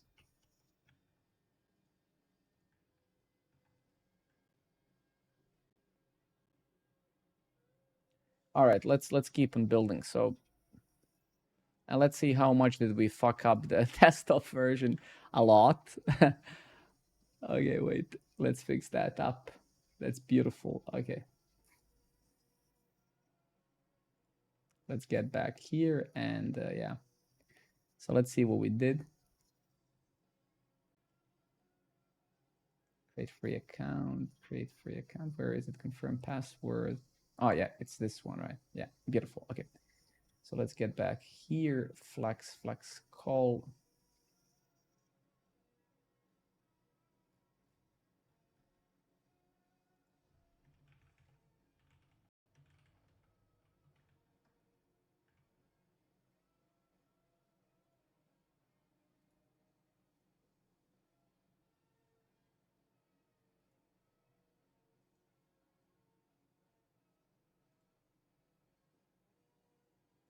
Oh, sorry, my bad. Okay.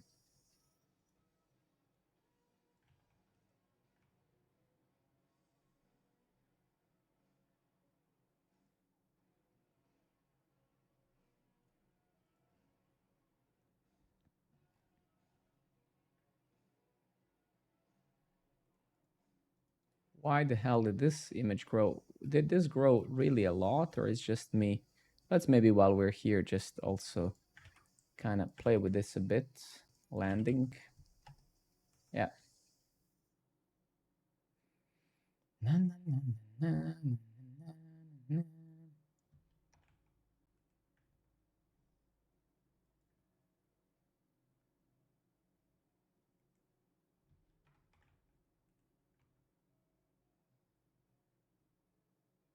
Did I change that to that?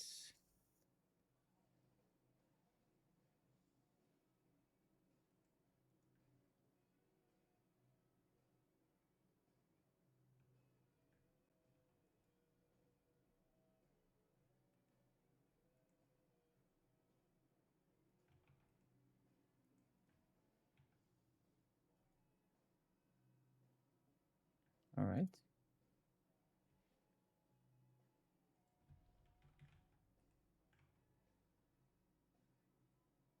Will me watching you help me if I don't shit? No, it will not. No. You're wasting your time.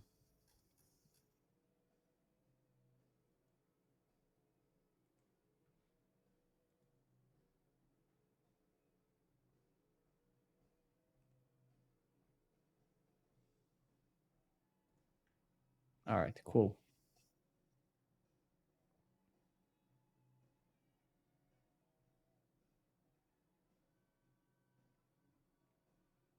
No, nothing will help you. I mean, none of you who are watching me now, if you're not spending the time to code yourselves, you're wasting your time on the stream. Because me coding, it can inspire you. You can learn a lot from me, and you can ask me things. You can ask other people in the chat. But until you actually do the craft yourself as well, then that's when you can actually learn things, right? Of course, man. Of course you can. That's why I'm here. That's why I'm here.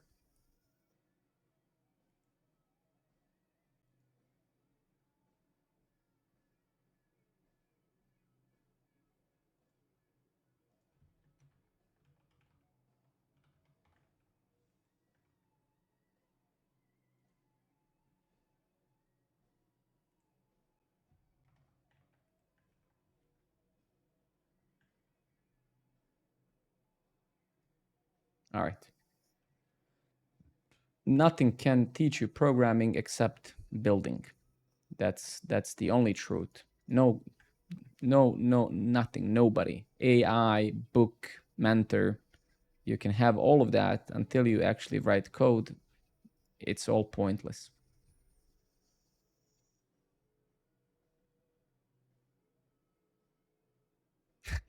I'll tell you the secret of life.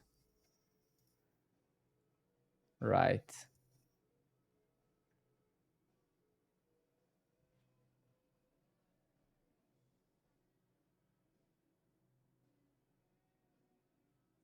Currently hate my job and willing to do whatever it takes to get a better one. I have always thought coding would be cool, so I have been learning Python. Do you think I would be able to find a job in bootcamp?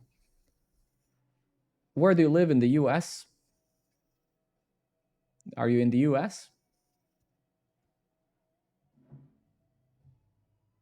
But I'm happy to give you an advice, man. 100%. I'm happy to give you an advice. Just tell me where you live. Okay, but actually, so I think so. Let me just tell you the reality, right? So getting a job won't be easy, right? So first of all, positive stuff. I think you should definitely become a programmer if that's something you think you want to do. I think if this is something you can like, you should definitely become programmer. And there's millions of jobs, and for many years there's going to be million of jobs out there. Look, you should definitely become programmer if this is something you want to do. If this is not something you just saw some cash in and thinking this is an easy cash grab, it isn't. There are many other jobs where you can make money easier by not, but it's going to be hard. Yeah, it's going to be hard to find your first job for sure, especially if your self-awareness skills are incredibly low, because you have a lot of self-entitled people today. You have a lot of juniors who finish some school and they think they deserve something. It's like, oh, I finished university, so I deserve a job. You don't deserve shit. Like, nobody in this planet deserves nothing that they didn't earn. So in simple words, what I'm trying to tell you here is that there are a bunch of people like you who also want to get a job, and you're going to be competing with them, and eventually you will get a job. So I'm actually saying, yes, do it, but you will have to get rid of all of the ego if you have it, all of the lack of self-awareness. And once you finish a boot camp, start working for free if you can. Try proving yourself. Try to find a place where you can get some experience, right? But it's not going to be easy. It's not going to be easy for sure. It is surfing with the alien, exactly. But should you become a programmer, still absolutely 100%. There's always going to be programming jobs, right? But it's not going to be easy because there's a bunch of people now getting in the industry, and you're going to be competing, and junior positions are not super hot right now, right? But you can do it. Yeah, habla español, definitely. Muchacho, Um, uh, what else can I say?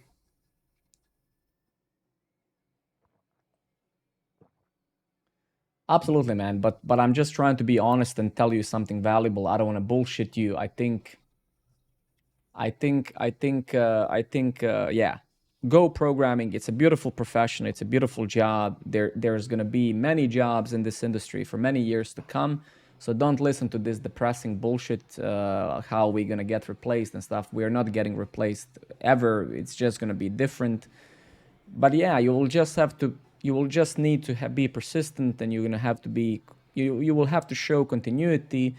And once you get your first job and then the second job, then things are gonna become exponentially easier and easier and easier. So it's just kind of crossing that initial thing and getting a chance to prove yourself. That's gonna be a bit harder today than it was, I don't know, 10, 15 years ago. It was a lot easier, right? It was a lot easier to some degree, right?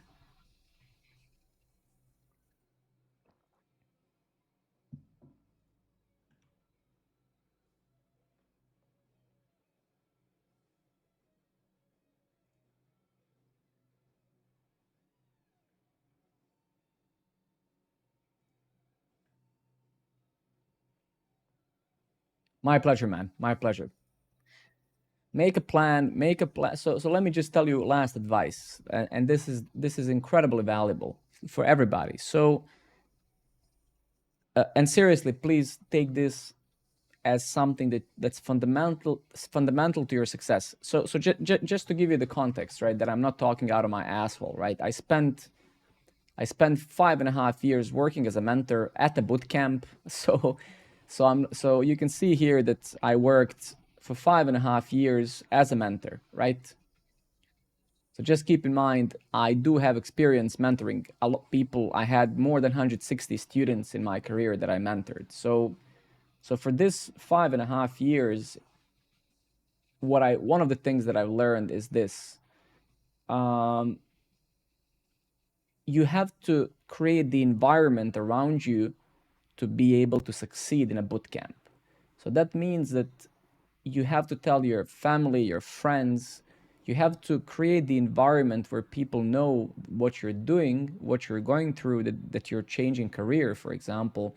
So before you start a boot camp, make sure that you lay out foundation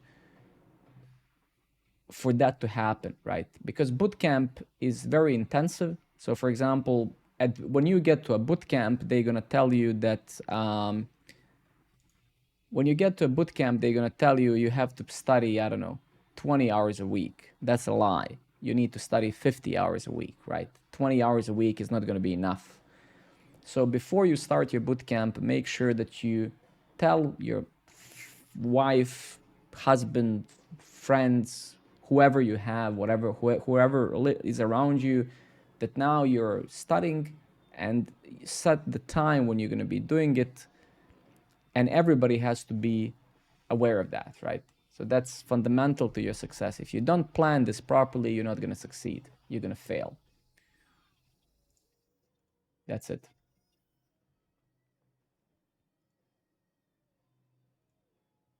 Shit, man. Fuck. Okay, because yeah.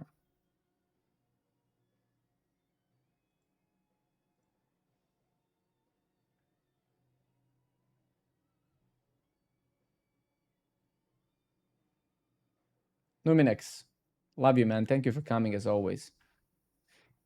Likewise, man. Just kick ass and study, work hard. That's it. It's not rocket science. You know, you live in New York. It's like it's impossible to fail if you work hard. It's like I don't see a possibility of failure, honestly, at all.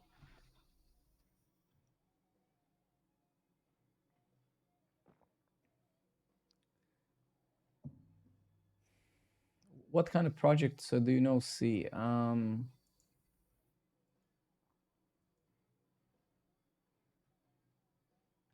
the thing is, why C, right? So are you going to school and then you need to learn C? Why C? Why are you writing C? For what? what are you building?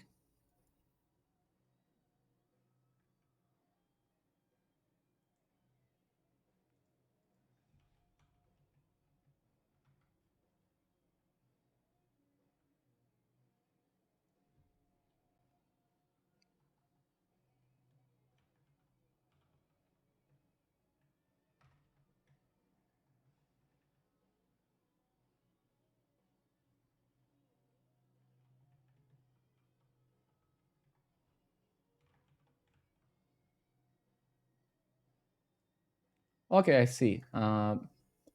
That's exactly why I asked, because that's exactly what you would use C for, right? I mean, it's very hard. So I mean, so to understand like my kind of own path. So I started my career as a Cisco engineer in 2008, right? And I was a network engineer, and then I wrote some Cisco code, some C, C++, and stuff, right?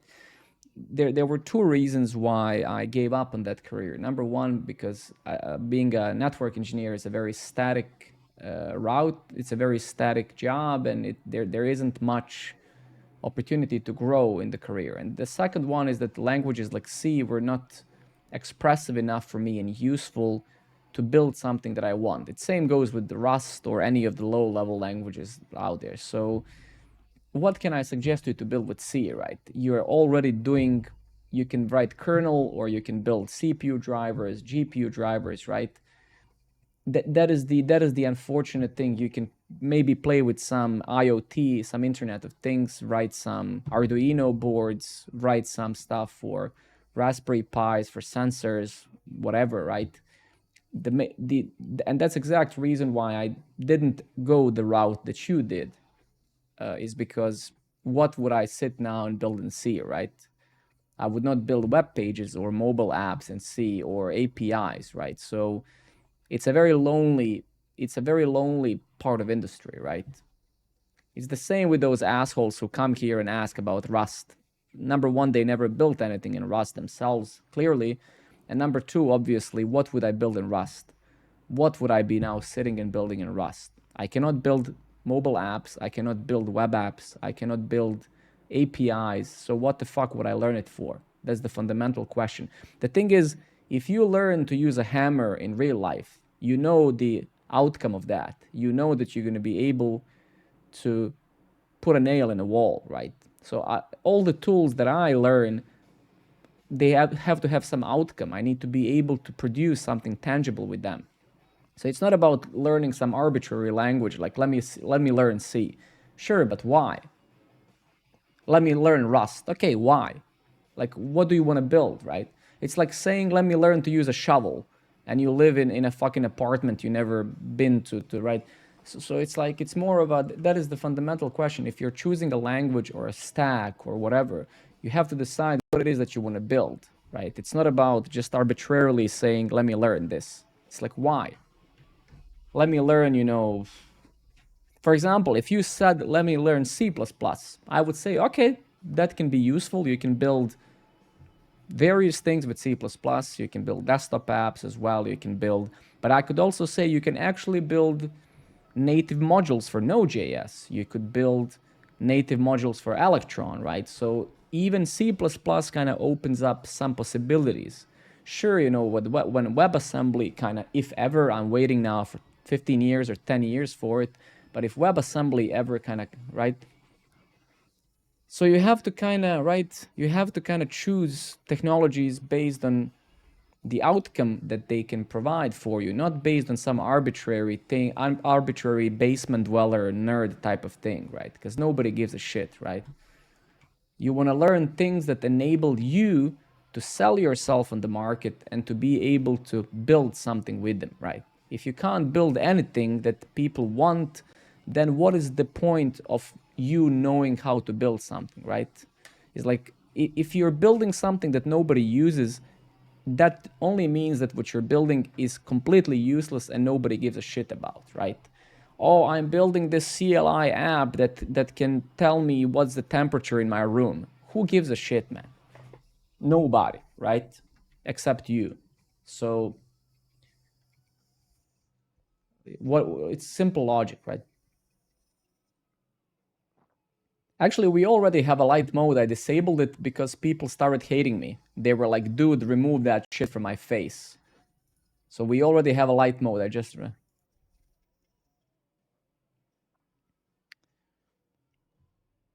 Python is a data science language, right? But Python can also be used for many things. I think obviously learning JavaScript is way more valuable if you want to be a developer who builds applications. Okay, let me elaborate why. If you learn JavaScript, you'll be able to build mobile apps, desktop apps, websites, APIs, Internet of Things. So JavaScript is a language that you can use to build today to build everything, absolutely on every single end. You can literally program Arduino boards with JavaScript. You can build websites, you can build mobile apps, you can build desktop apps with Electron, etc., etc., etc. Now, those basement dwellers, those kind of those smart asses are going to tell you JavaScript is a shitty language. That's the most idiotic statement ever. JavaScript is a language that enables you to build anything. That's really what JavaScript is at the end. Everything else is irrelevant. Nobody cares. When you go to Amazon.com, it's JavaScript. When you come to Twitch.com, it's JavaScript. When you go anywhere, when you open your phone, most of your apps today are just embedded web views, websites. So even fucking Amazon last night I learned on my stream, even Amazon application on your phone is a web application embedded in a progressive web app. So that is the reality, right? So with JavaScript you can build everything and you will never ask anyone what should I build because you will not be out of ideas because with JavaScript you can build whatever you want. And that is reality, right? You cannot disagree with this because this is not a statement, this is a factual thing. If you don't trust this, then go online and read about it, and you'll see in 3 seconds that you can build literally anything with JS. Anything.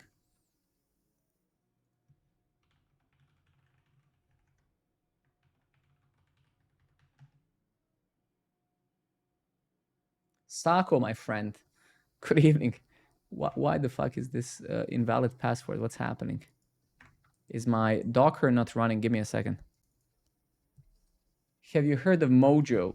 No? What is Mojo? Sorry, I don't think I've heard of it. Can you send me a link or something? Maybe I did hear about it, but I don't know. Can you send me a link? Am I running the...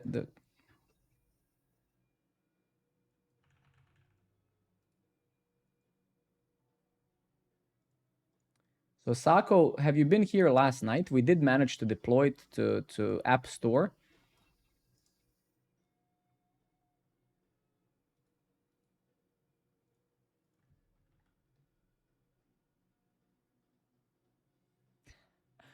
Okay, a new programming language for all AI developers. I see. Mojo combines the usability of Python with performance of C, unlocking unparalleled programmability of AI hardware and accessibility. Shit, man. Some serious shit, man. Okay. Okay, let me leave aside my skepticism. I'm an asshole, and I know that. At least I accept that fact.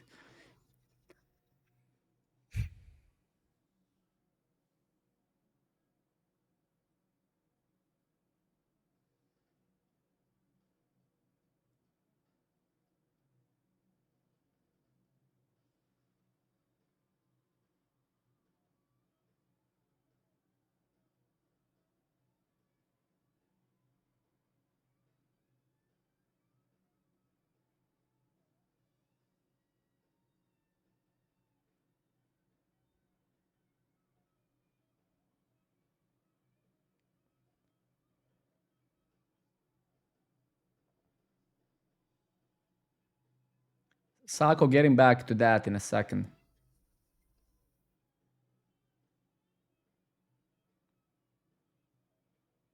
Oh, well, there's only this little detail, right? Oh, well, nobody actually ever tried this language yet. It's still a work in progress. Oh, oof. That's just tiny detail, right? It does all of this. It just shits on every other language in the world. But there's only one catch, it's still not really there. So nobody ever tried it and actually confirmed that any of this is fucking true, right?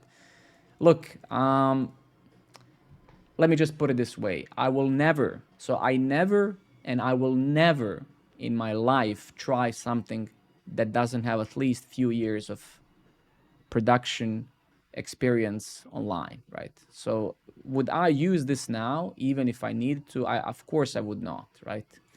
Because when you choose a new language, right? As I always say, and I need to repeat this once more, you need to ask yourself, is there a community for this language? How do I find help? How do I solve problems in a language that no one ever opened an issue for yet? How do I hire for this language? Are there any developers out there that I can hire? No, because the language is new. So there's so many issues when you choose a brand new language, and also why unfortunately so many languages struggle to ever get some portion of market share is because no company out there is going to tell their employees or startup, hey, let's switch to Mojo. Take a year, learn it, build all the modules, packages, all of it. So the fundamental issue with new languages is that, of course, I mean this shit is just marketing, right? If you go to any like some of you a couple of weeks ago have shared this other language with me, some TypeScript crap. It also said something like this: "It's like this is the language. It solves everything. It's gonna work. It's gonna right." So maybe some of this is true, maybe it isn't, right? Who knows, right? But at the end of the day, you know, until somebody really uses this, right? Of course, of course. I mean, again, fundamental thing that any tech lead, CTO, experienced developer knows that choosing a stack has, in most circumstances, unless we are talking about embedded programming and stuff, performance and stuff is the last thing you think about, because on a fundamental level, when we talk about at least JavaScript world, Angular, React, Vue.js, Stencil, nobody chooses those tools because of performance. Nobody ever did and nobody ever will, because fundamentally they're all utilizing the same way of rendering, they're working the same. You choose the language based on hiring process, based on onboarding, based on community knowledge, etc., etc., etc. So there's so many variables out there when you're choosing a stack, and one of them that you think about in most cases is like, oh, how fast can Angular render this component compared to React? Is it 17 microseconds or is it 18, right? So nobody cares, right? So with stuff like this, who knows, man? I mean, those programming languages, websites became like marketing, right? You come here as a developer, and they give you those buzzwords. They try to sell this to you, but at the end of the day, how good this is going to be, we will only know when people start building software with it, right? Because anyone can build a landing page and say is the language that solves everything. It's right. Everybody can do that, but you will only know when you use it, right? How do you know that any of this is true, right? So stick with anything, right? It doesn't really matter. Again, as I always say, the only thing that matters is that you build things, right? If you're not building anything, if you're just wasting time thinking what language you should use, then why are you even speaking your native language? When you were born, your parents should just have told you to actually not learn any language. Just wait for 10 years and figure out which languages that you want to talk, right? It's trust gamers. Good evening.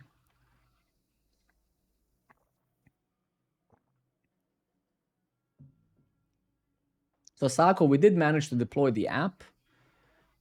I tried it on my wife's phone, so we did try to we did do it. It does work. We're gonna.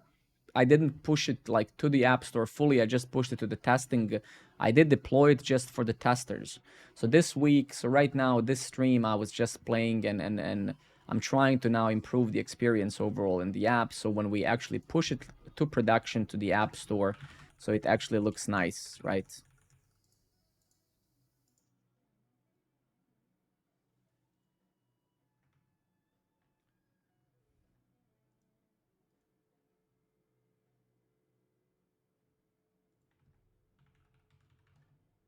All right.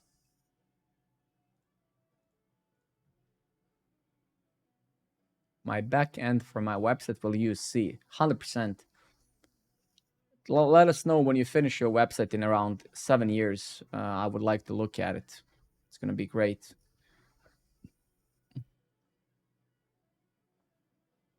I'm starting with Bash and Python. In that case seems a good initial trail. Any more advice? Thanks.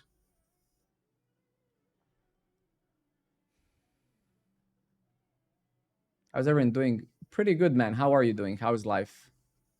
Oh, what happened here? Is this actually a bug or is it just because we zoomed in 100%? Yeah, I think it's just because we zoomed. Okay, so let's go through this experience a bit and see what we can actually improve. Let me actually go to the production site. Did we have any new people sign up today? We did. Beautiful. Thank you very much for signing up, fellas. I very much appreciate it. Thank you. Okay, let's see in production. Obviously, this is not the same as actually on the phone. This is one of the things I don't like that we have now.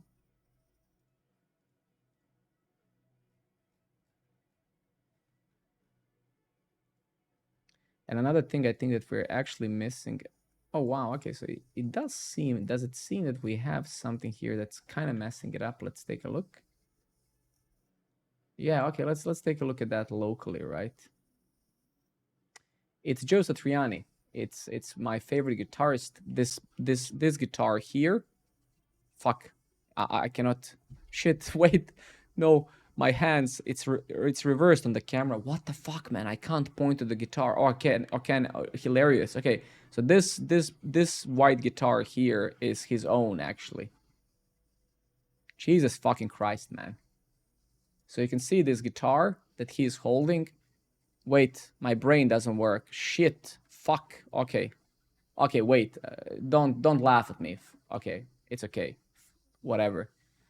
Jesus fucking Christ, man. My brain just exploded. Like, how do I point on the camera, man? Wait.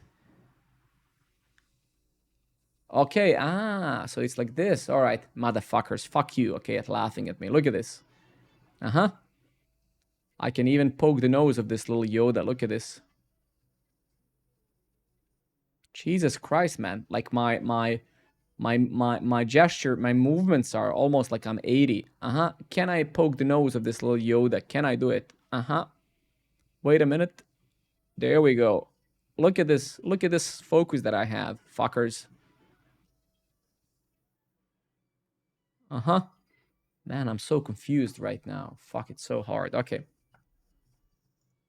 That's what it is, man. That's what it is. That's when you do this job for all these years and when you just spend half of your life in front of computer, you're just becoming capable of anything basically. That's how it is. That's how it is, man.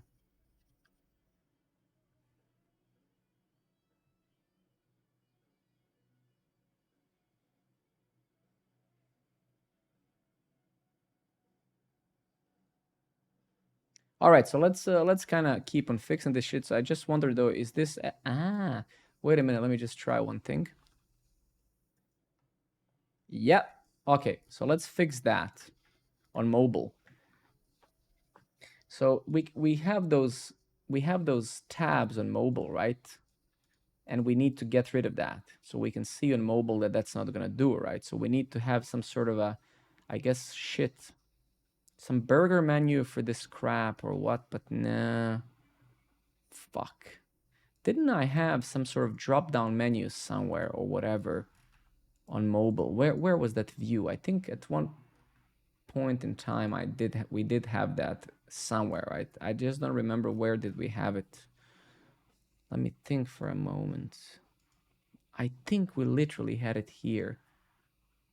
I think let's actually go and take a look at that. So let's close a bunch of this gibberish, right? Let's go to dashboard.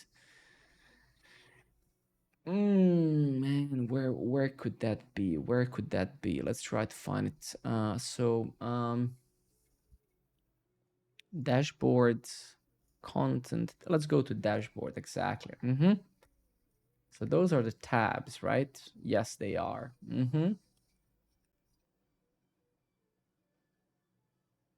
Right, left, scroll. Oh, actually, that would be super cool, dude. But how do we make that? How do we make that, right? How do we make that? And how do we indicate that there's something to scroll, right?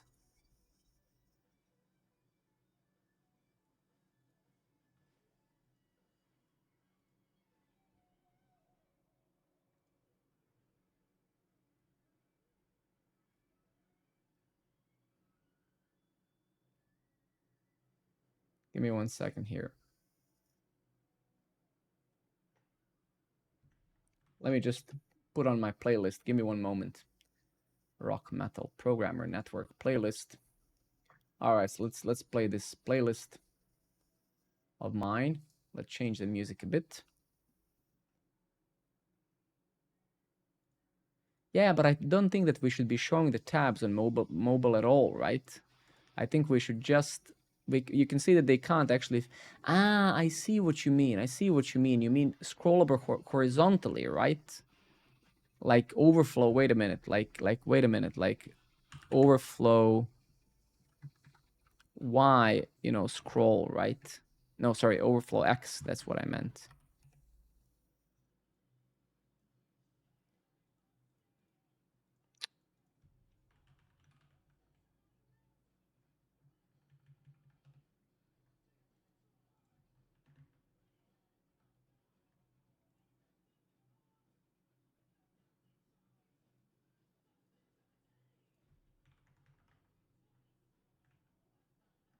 Interesting.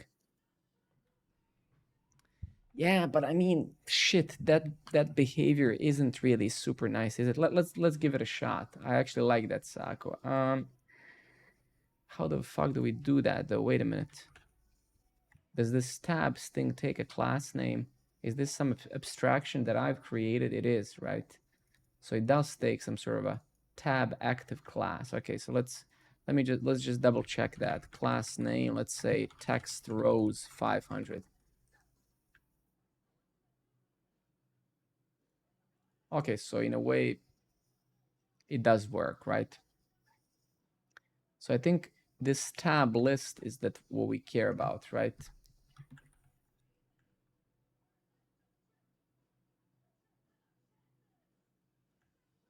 Agreed. I agree with that 100%. That's my problem as well, right? Is wait, let me just try one. Let's just try one thing. I just want to test some hypothesis that I have here. Thank you everybody for your follows and all of the other stuff. Very much appreciated.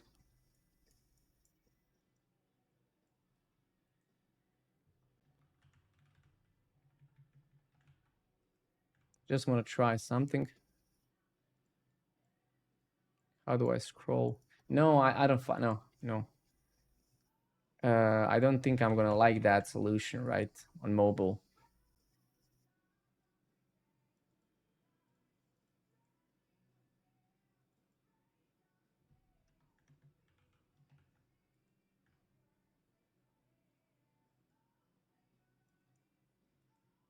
Wait.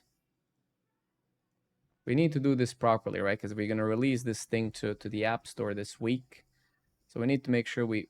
What the fuck is happening, man? All right, never mind. Okay. It's just the zoom, this emulator fails sometimes. What?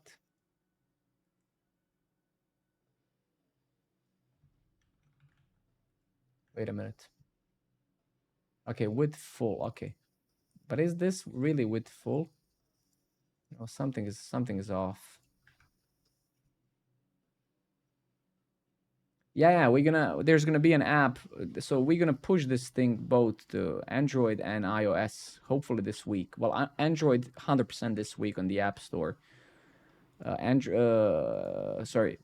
yes. The iOS app probably next week. I don't think I'm gonna have the time to finish it all. Then we have to hide the courses on mobile. We're probably not gonna show. We're not gonna have the creation dashboard for courses because I don't think that anyone is gonna be creating a course on mobile. It's just like, how do you build a good mobile experience when you have tabs? What is the alternative to tabs for mobile experience? Web. Let's ask the robot. Let's use our chat GPT today.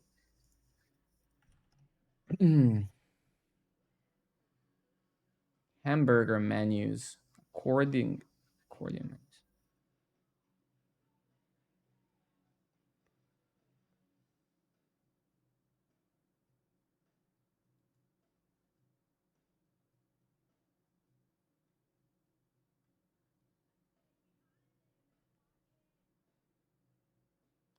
I have an idea though, right? So what if we make the bottom menu contextual to some degree? So for example, you get what I mean, right? And then this content maybe should be scrollable by a thumb or something like that. Wait.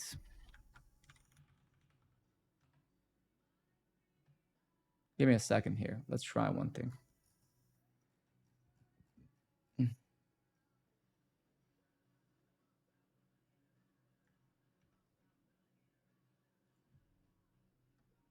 Sako has some example. Let's open this shit.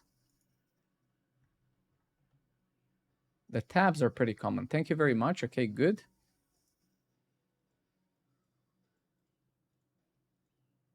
Yeah, but I hate this, man. That's the thing, you know. You never know if there's more shit there, right? It just doesn't feel natural. I don't know. Maybe I just haven't had enough of experience with it.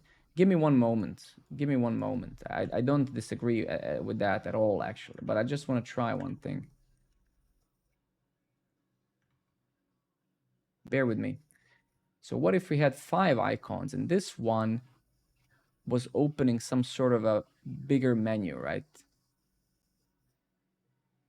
So what if this guy could take you really anywhere? So when you open this, it opens some menu. Wait a minute. Fuck, man. I remember literally even maybe 10 years ago that, what was the name of that shit? Material Design had this, let's just, I don't remember what was it called. Please, Sako, everybody, please, like, just share it with me. Yeah, this one, floating action button. Wait, floating action button. But isn't that's something we already implemented at one point in this project? Tailwind Fab. Yeah, I think, didn't we like implement that crap already? I think we. And that's exactly, Sako, what I'm doing now. Exactly. That's exactly what I'm doing now. Fab. I think we had that Fab button. Yeah. 404. Good evening, my friend. How is life? Yeah, we had this Fab button. But I don't want the Fab. I want this to open basically some sort of a menu. Yeah. And then when you click them, it would basically take you to your dashboard or whatever specific. Let's go back here and let's the fuck is this? Okay, never mind. So let's use like this, like wait, settings. Do we have some like cog? Do we have some icon?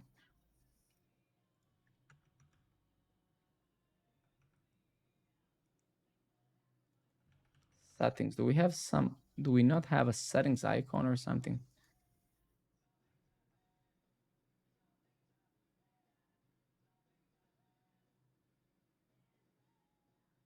Did you get the sleep last night? I did, but my son, he slept with me and my wife, so he killed me a bit.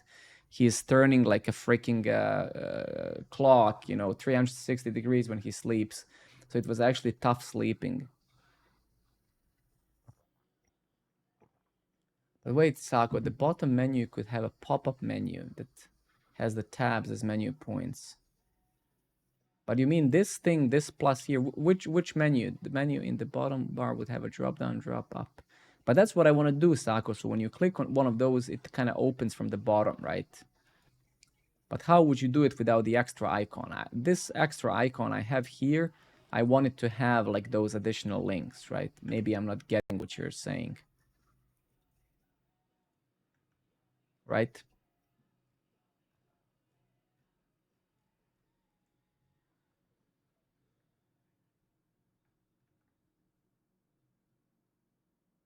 No, but popover is not going to be there. Popover is used for something else right now. So popover is already bound to something else. This is I'm not suggesting that we do this. That's already happening when you if you want to write a thought, right? Good question. I don't freaking know.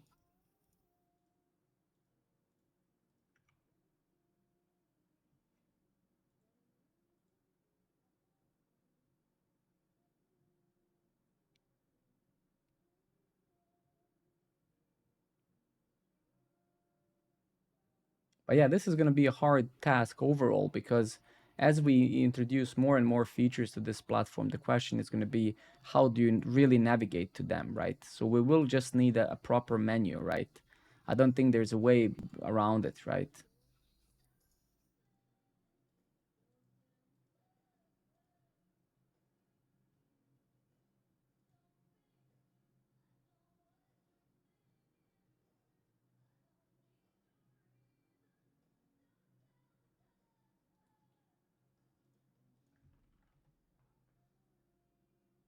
Yeah, this is literally also what I'm thinking. Yes, 100% Sako. Yes, exactly. Exactly. It's literally a drop down in reverse. Yes, 100%. Just need to make that, right? And which icon did they actually use? Wait, let's go to style icons, right? Let's search for like cog or something.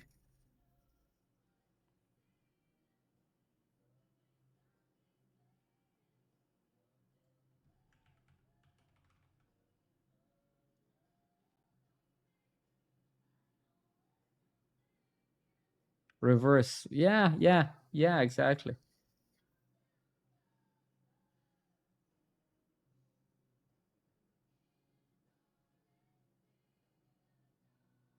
All right, I wonder which icon should we actually use? Let's try to find something that's not too disgusting.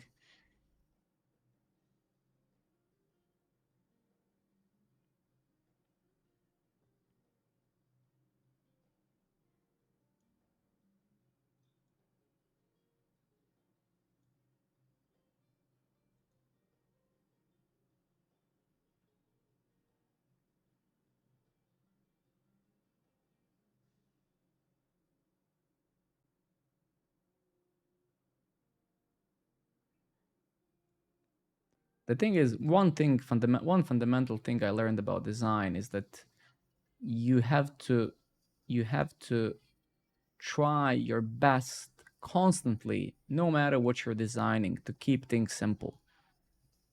And then at one point, when you have the time, resources, money for designers and stuff, leave the state of your product in such a state where it's easy to change, right? But it is settings, no? Ah, I see. I know what you mean. Simple and consistent, exactly, right? So keep it constrained to. So that's why that's why you generally build a storybook. That's why you generally build a design system so you can adhere to the same principles and same. You wanna. The most important thing in design is limiting yourself. And this is not my opinion. This is what I learned from designers that I worked with. Your goal is like, how do I constrain myself to few possibilities of each type, and that's generally what you have to do. Yes. How do I limit myself?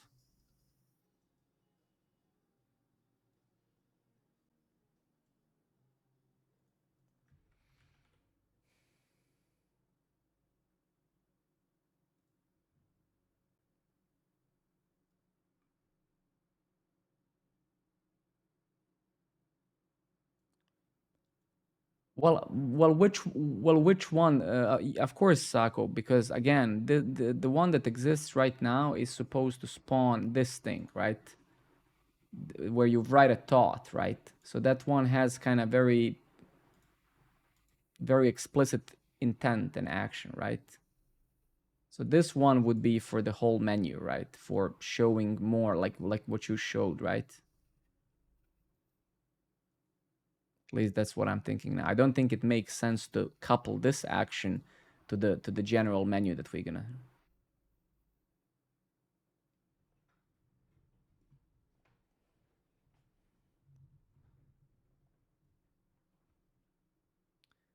There are many icons out there, right? Like there, I have also access to. It doesn't really matter, right? This thing here has, I think, like I don't know, 20,000 different icons that you can search, right? So it's all the same crap. Let's see this menu, right? Why not?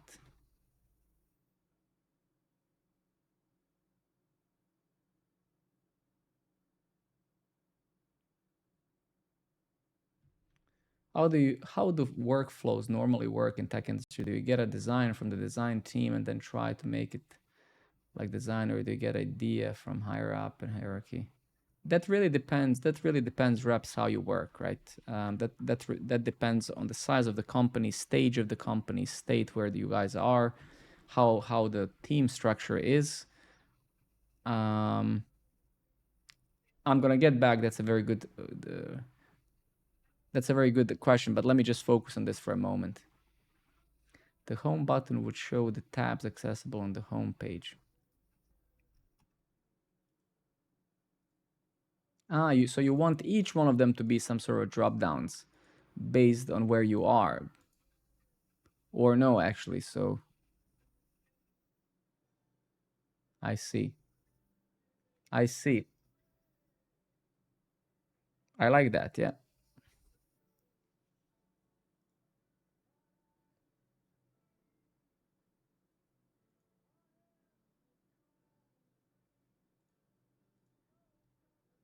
I see. I like that. Yeah, I think that makes sense.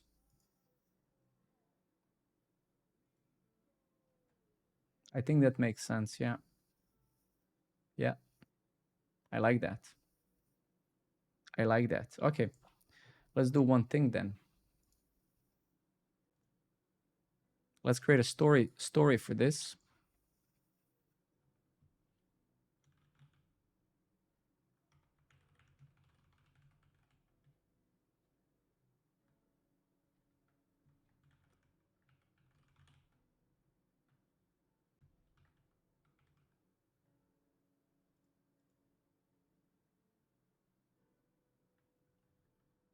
Honestly, as I always say, we don't have a better idea than yours right now, so it's no brainer, right?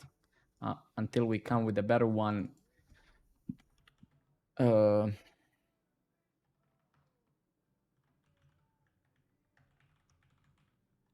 I don't have a better solution than that, honestly. So I can only say I agree.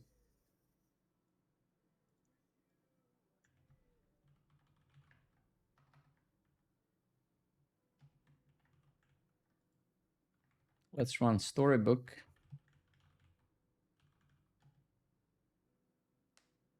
I played Tenacious D. I play some of the songs.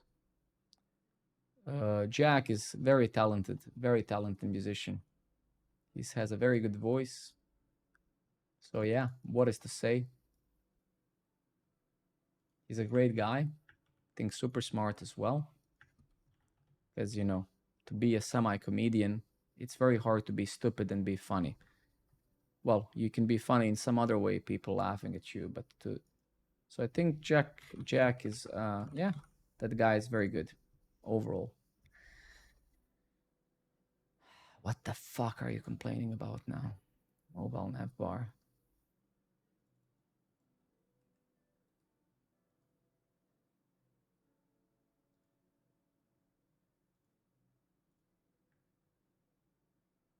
User action. What?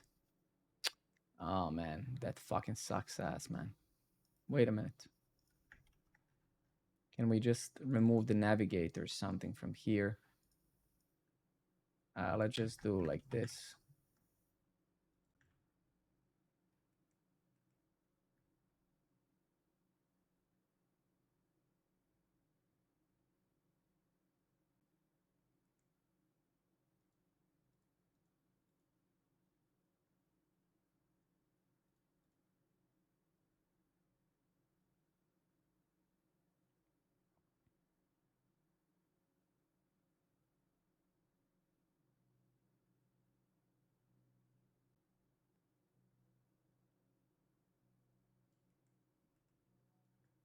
Yeah, we can.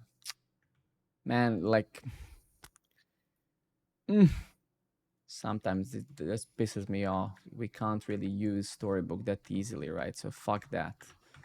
So we have to kind of play with that here, right? So how do we implement that menu? So where is that thing that Sako shared with us?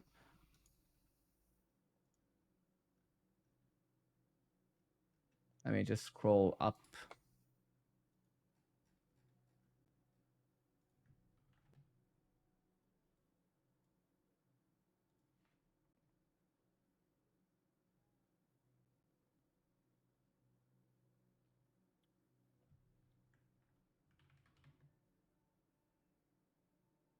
What's the name of that React library for dealing with like menu positioning and stuff? I recently used that at work. What the fuck was its name? Menu React library for menu positioning. Let me see.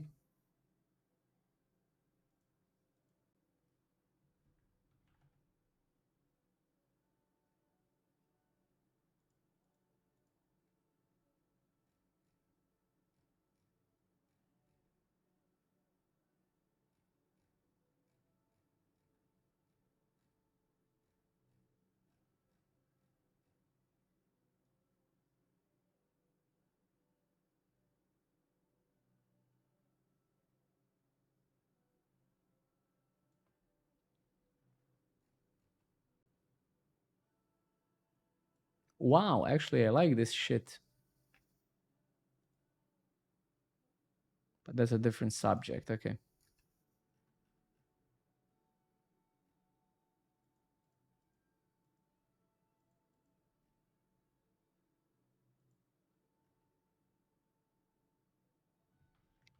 Wait, I bought this Tailwind UI like a year ago. I've never used it for anything.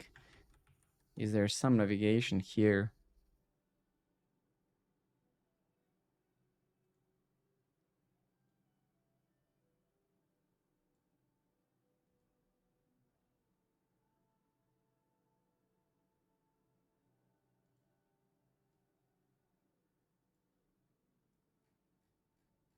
Useless. Okay.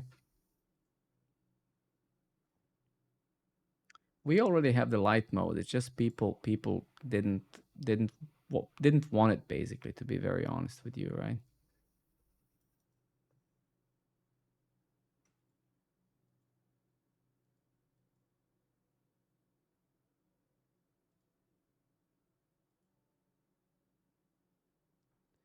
All right. Well, okay. Well, fuck it. Let's just implement one. I don't have the time to waste on that crap, right? So let's go to mobile navbar and let's just do something here. Let's say here const. Let's call it drop down, drop up. All right. Let me just see what Sako wrote before I tell him to fuck off.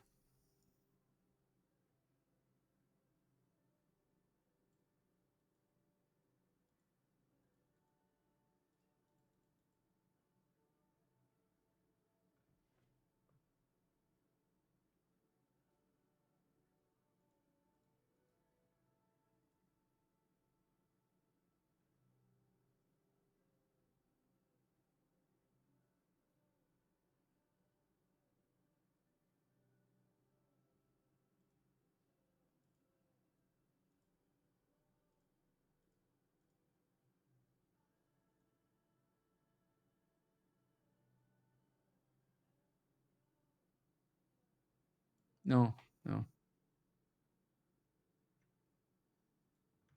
no, no. I'm not gonna use this. No, no. It's too much crap, man. It's too much. I have to install this shit. I'm not gonna do that. Even though I like the animation, so only for that reason, I think it's worth using this. Yeah. Okay. Before we do that, my pleasure, man. Thank you for asking. All right. Okay.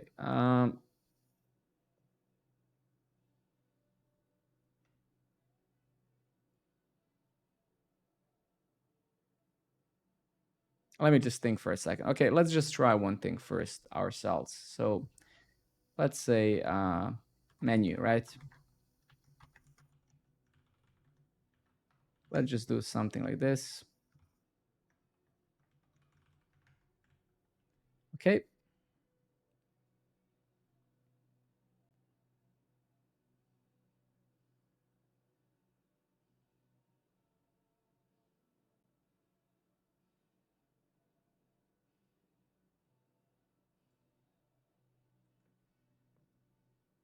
Thank you everybody for the follows. Very much appreciated. Okay. So what do we want to do when we click? We want something to be shown, right? At that location, right? Approximately, right?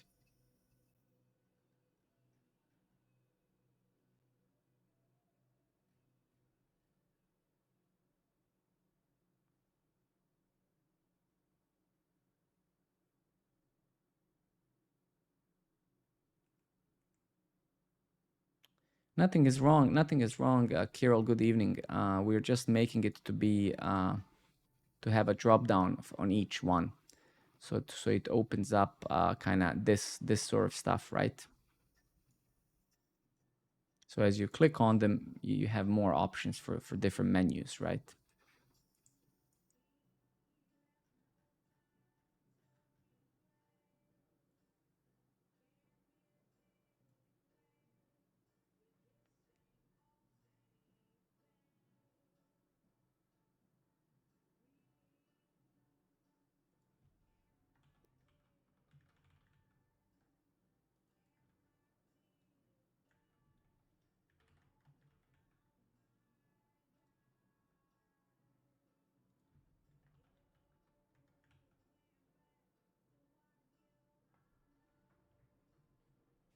Yeah, I mean, there's like bunch of features and stuff we're gonna have, so I think we need kind of more stuff, right? It's not just, for creation. There's also, we have those tabs here, right? And it would be nice that you can switch with your thumb, right, between them, right? I think.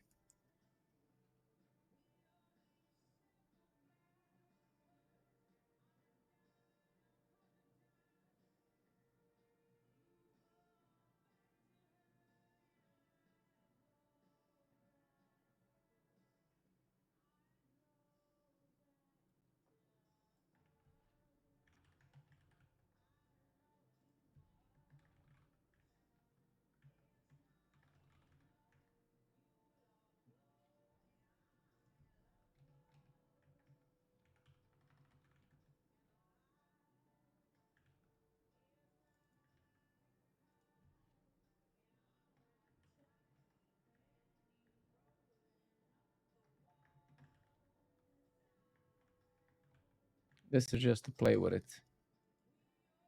Yeah, I'm gonna leave as well. It's the same time here. I'm gonna leave soon as well. Thank you very much for being here, man. Very much appreciated. I hope to see you tomorrow again.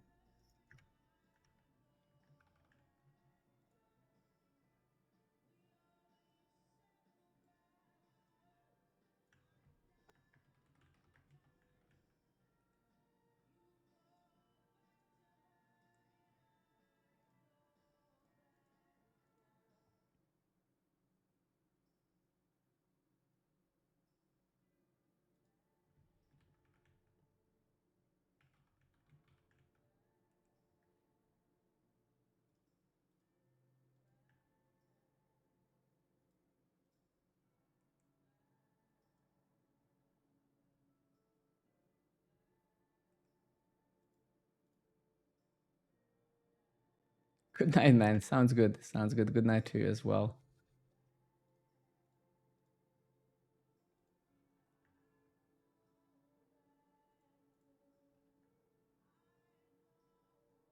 Thank you very much for the follow.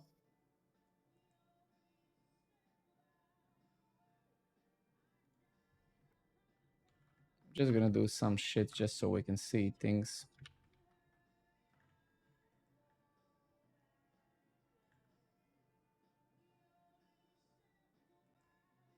Ooh, that's why. Fuck, my bad. Sorry.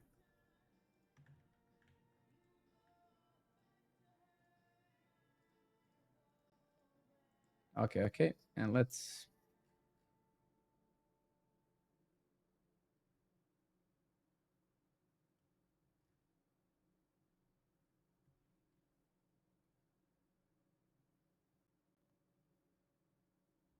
You cannot do that. You cannot mutate the state directly. That's not how you do it, right? You have to call the hook to change the state, right?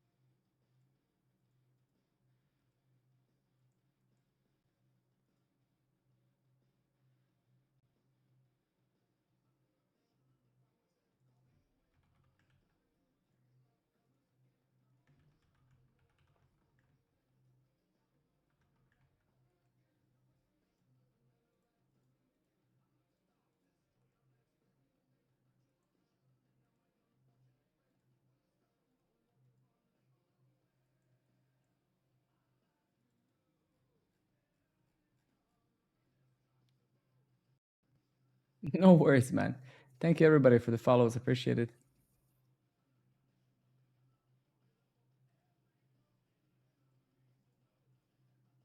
Yeah, so this is problematic now because we're in the context of this menu. So this is a relatively, I think this is fixed, right? What if we make it sticky? But sticky now to what, right? That's not gonna work. So it has to be fixed, right? Oops.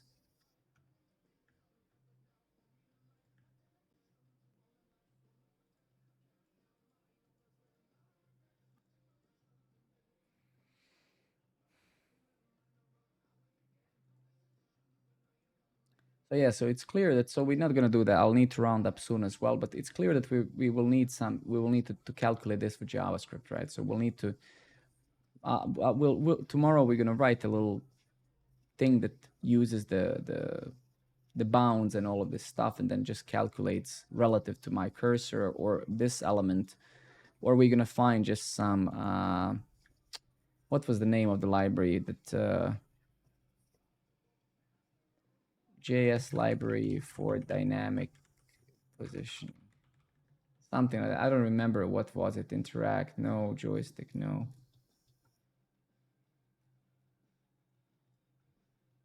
Rainy, thank you very much. Under, thank you everybody. Thank you very much. Shit, man. Let's ask ChatGPT. What was the name of the JS library that makes it easy to position elements? Absolutely. Popper. I think it's Popper. Yeah, I think it's Popper. Yeah. I think, is it? Yeah. It is Popper. It is Popper. I think you're 100% right. Let me also try what Sako linked.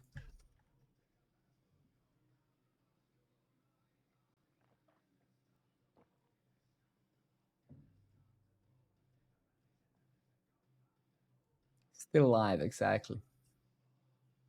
Floating UI. It's like newer Popper. Okay, thank you very much. Let's take a look at that. Why not? I trust you. Yeah, but the thing is, I don't think we need any of this fanciness, right? This is a bit too much, right? We just need like, this is like amazing. This looks great, right? It's just, I don't need all of this stuff, right? It's kind of too much, right? You use it as well. Got it. Okay. Okay, so we have those two options, right? So let's save them both here in our UI. So let's just say this, and then this fell, and then let's see what the robot generated for Sako. Let's go back here.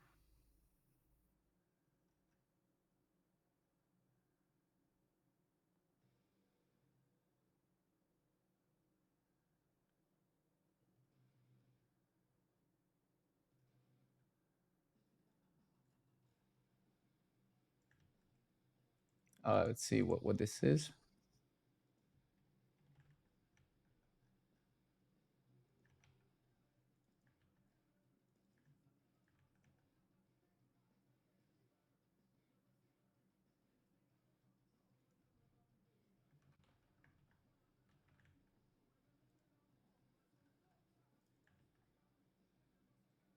Let's see what the almighty Sako gave us.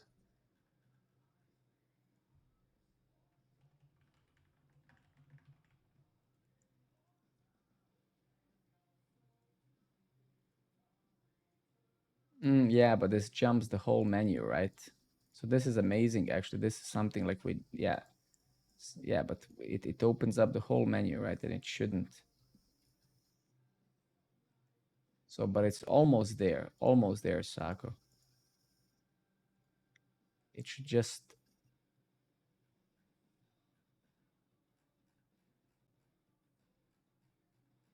where the fuck is it? Henrik, thank you very much. I'm not sure what do you mean by reverse it. Oh, yeah, actually, that's a good point. That's a good point, right? I didn't even realize that it's opening it down. I thought it was still pushing it up. But I don't think that's gonna do though, right? Fixed.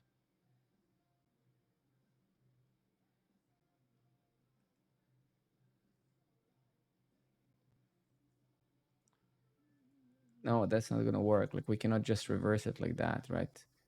So so this can't be this can't be statically done like this, right? Like this is gonna have to be dynamically calculated, right? Because the only way for this to work is that this is somehow absolutely positioned and also fixed, right? And I don't think we can do this without involving more complicated stuff or just having. That's why libraries like those that were just shared with me, like Popper and stuff, they exist, right? Because when you click here, yeah.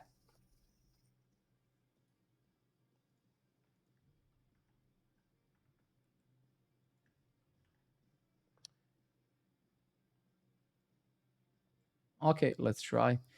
25 gold, we're gonna fix that tomorrow. I'm actually aware of the issue.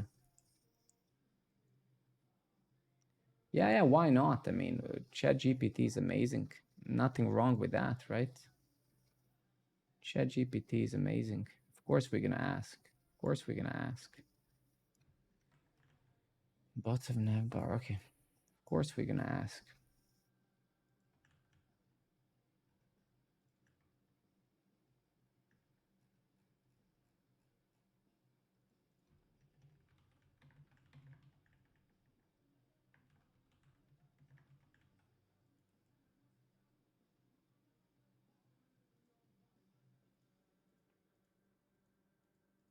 I think that's it. I think that's what we need. More or less, yeah. And I think it's not needing to introduce any library or anything even better. If it's going to be sufficient, if we can also maybe animate it or something eventually. I think Sako, that's great. Panosa, you too, my friend. I'm going to go in a second as well. And we just need to make sure that it closes, but we're going to. Actually, no, it does pretty much all that we want. That's amazing. Okay, beautiful. Let's just say let's just do some arbitrary color here. Good dreams, man.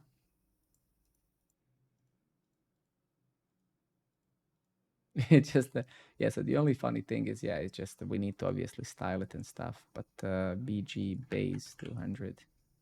Okay.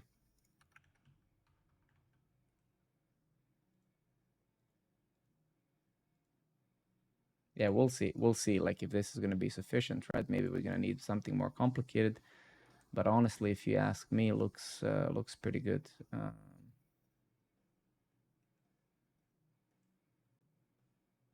Bottom full, absolute, okay. PX4. I see.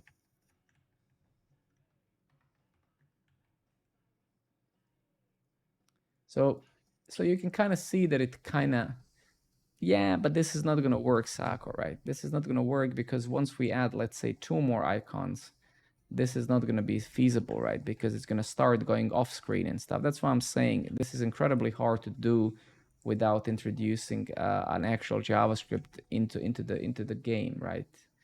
Because you know, once we start adding more items and stuff, this is not going to work, right? Actually, where the fuck are they? Ah, sorry, my bad, my bad. Wait. So once we do, you know, icon 4,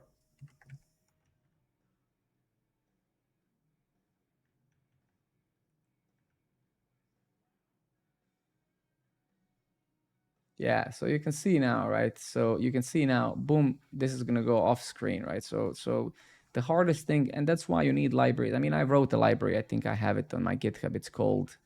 I wrote a similar library a couple of years ago that also calculates the offsets. It accounts for for the viewport and all of that stuff. Because you know now when I click this, the JS has to calculate the size of the element itself, the position where it is, and then position the element accordingly based on the screen, right? So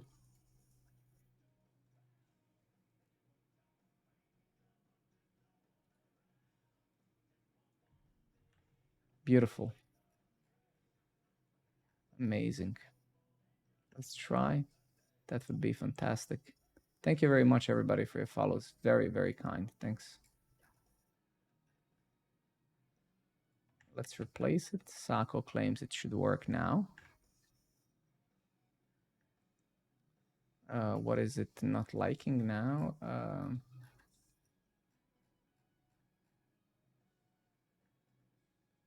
Use ref. Okay.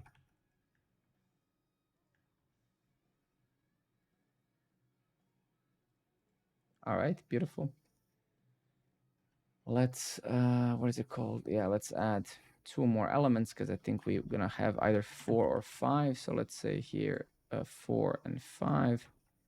Let's just add a missing key here. Let's say icon.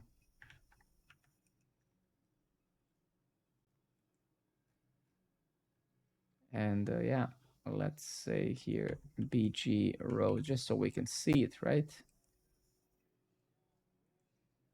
Let's say here PX8 or something like that. No, no. So it's still going off screen, Sako, right?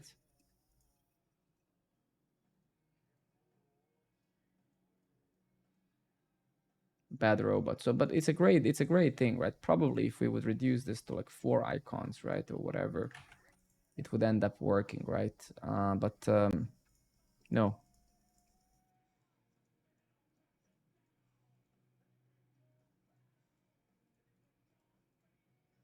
But we're gonna solve it tomorrow. We're gonna solve this one tomorrow, right? No, no. I mean, this is not gonna work, right? I don't think this is a feasible solution anyway, right? And it's okay. I think I think it's great. It's fine, right? I think it's fine. We will probably use this floating UI because I worked enough with past couple of years with those dynamic elements, and I am aware how painful it can be, right, to do this right. And that's one of the only places where I would ever vouch for using third-party library, right? Because it's not easy. It's not easy to do that, right? It takes a lot of variables into account. Again, the position of your cursor, position of the element, right?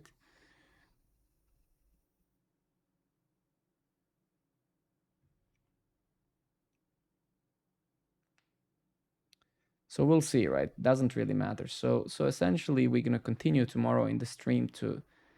So basically, probably this weekend we're gonna then be ready to push the Android app, kind of to not from testing to production to the store. So we need to kind of solve those menus. We need to make sure that experience looks good, right, and stuff like that. So we're gonna be focusing this week on the mobile experience, and then once that's solved, we'll then start pushing this thing to the Apple Store as well. So yeah, so in the next 2 weeks, I think we should have the app distributed both on the Apple Store and Android Store as well.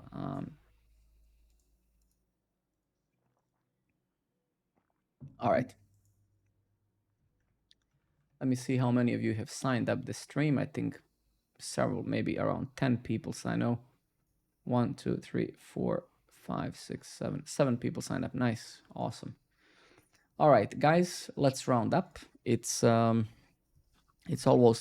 1 a.m. here, and I need to go to work tomorrow. So what is to say? Another day, another battle. We're gonna continue this tomorrow, and yeah, as always, all of you who keep coming back, thank you very much. I keep coming back because of you. Sako, we'll talk this week to meet again, probably around the weekend. I'll ping you.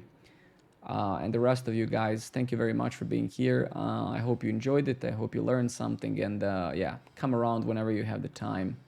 I will, man. I promise. 100%. 100%. Just a lot of stuff at work as well. So I'm trying to figure out how the time is. See you guys tomorrow. Sleep well. Have a great time. And off to playing games. Fair enough. Peace out, fellas. I'll see you tomorrow. Bye bye. Cheers. Bye.